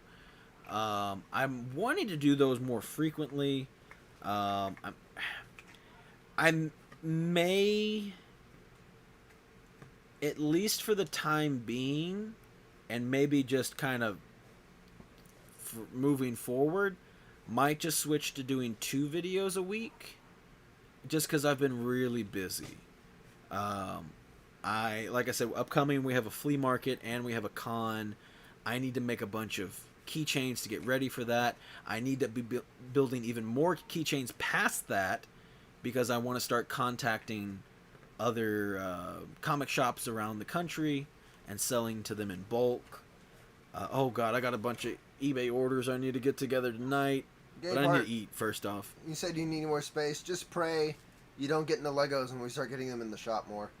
Yeah, the comics we're getting more in the shop Love soon. Thor, man, I want more space. Okay, see you later. Can't wait for the game show. Yeah, so it might just be that single video this weekend of the Grail or no Grail. I'm pretty dedicated on doing that one. It was supposed to be last week, but ran out of time. Oh, I forgot BMO too. Oh yeah, I got a BMO as well. But yeah, I might just start doing the Wednesday videos, the Wednesday stream, and then a video on Friday or Sunday, at least for a little while. I'm running all the time, y'all, and like, cause I have my regular job, and then lately I work my regular job. I come home, I eat something, and then I'm working on keychains until like 5 in the morning. That has been my regular schedule for a while now, and then squeezing in making a video sometimes here and there when I have time. I felt like I was going to bed early last night and still went to bed, I think, at 4 in the morning. I was like, I'm just going to finish up doing this little bit of work. And then I looked at my phone, and I was like, yep, it's 4 in the morning. Well, that's kind of early for me. Hope you get some rest, man. I don't know how. I can guarantee nothing, Terrence. Marco's about to make a $1 million business. And that's another thing too. As much as I'm working, I'm looking to expand. I have these ideas of other things I'm wanting to get into, and I enjoy it. I like doing this stuff. Sooner or later, he's gonna have like slab shower curtains, bath mats. I had this idea. Doormats. I don't think I'm patient enough to do it, and it'd be a lot of work to keep up with it. But for example, like I'm wanting to get first Punisher Spider-Man 129. I think it would be such a cool video to do. I'm going to sell specifically Spider-Man 129 keychains until I can afford a real one. That'd be such a cool video, but that would require me to keep track of all that information and really double down on trying to sell that one specifically. And I feel like if I get enough money just from selling keychains in general, I just want to buy that comic as soon as possible rather than like waiting around for this gimmick. And I think it's a cool idea, but I just don't think I have it in me. If we were a bigger channel, then probably. Yeah. Trademark Marco. Trade Marco. Yeah, okay. Is Pop's gonna be hiring soon? I really want to work there. I don't think That's a Shay question. I don't think we will. I mean, you can always ask them. Feel free. Yeah. I don't think we will be personally though, until we can find a bigger place. We've been trying to kind of look for a bigger place for a while. I showed them some places I think are pretty cool. I'm hoping we can maybe make that work out, but literally they just started looking at it, so I don't know anything about it. And obviously that's entirely up to them and their decision and how much money and this, that, or whatever. You want to move into a good spot that's not too far away to disrupt your customer flow, but also potentially maybe even be in a better spot where there's more eyes and exposed to new people. And because it's the thing, like where we are, like, there's so many people that still come in and be like, wow, I never knew that this shop was here. And it's in kind of a funky spot. It's not like next super to a hidden. Pin station that's never open. Yeah, next to a pin station that's never open. But it's not hidden. I mean, if you're coming from the other direction, you won't be able to see it. But if you're going down Preston, I mean, you can see the sign pretty well. But at the same time, like, it's not in a position next to anything super big that a ton of people are going to be coming to. It's not next to anything that guarantees like-minded business. So it's not next to a GameStop or something that, you know, you're going to have kind of that similar nerd-ish people, even though that might become a lot of people might be coming only for video games there. You might have some people that are going there for anime plushies, and then they go over here, oh, you have anime stuff over here too, you know, and that really helps. Tell you what, Gapehart, if I remember, I'll ask him. I still think that's a better question for you to ask him personally. Yeah.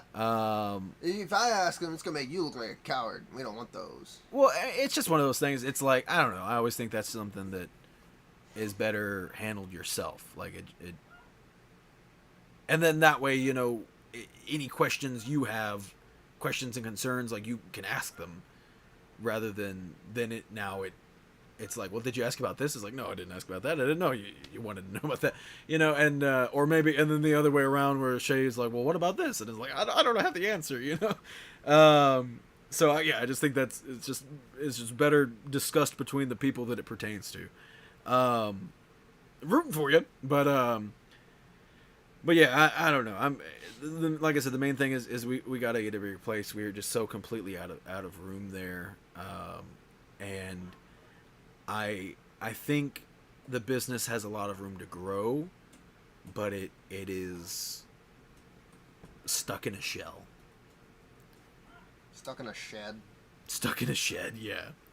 And like, our storage situation is horrible, abysmal. I would say I was gonna say above abysmal. Oh God, beyond abysmal. That's what I wanted to say. You just poked my mouth.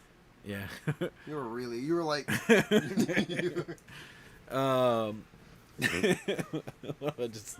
That's the chaotic man. Just stuck my finger in your mouth.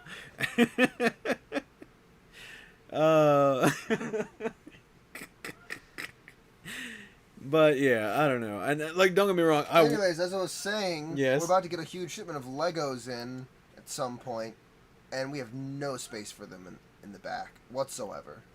I'm less worried about that than I'm all very the worried about that pops. because it's my responsibility. Yeah, that's true. But like all the incoming pops that are. That's not my responsibility as much. I know, but it's going because of all that. That makes your space worse. It does. They're probably going to take some of it. Yeah, that's what I'm saying. But like, there's nothing to take. There is nothing to take, but we always find a way to squeeze more. You know what I mean? Yeah. And it's not good. We got too much stuff, and that's it's good. I want to expand, but we don't have any room to properly display anything, show anything off.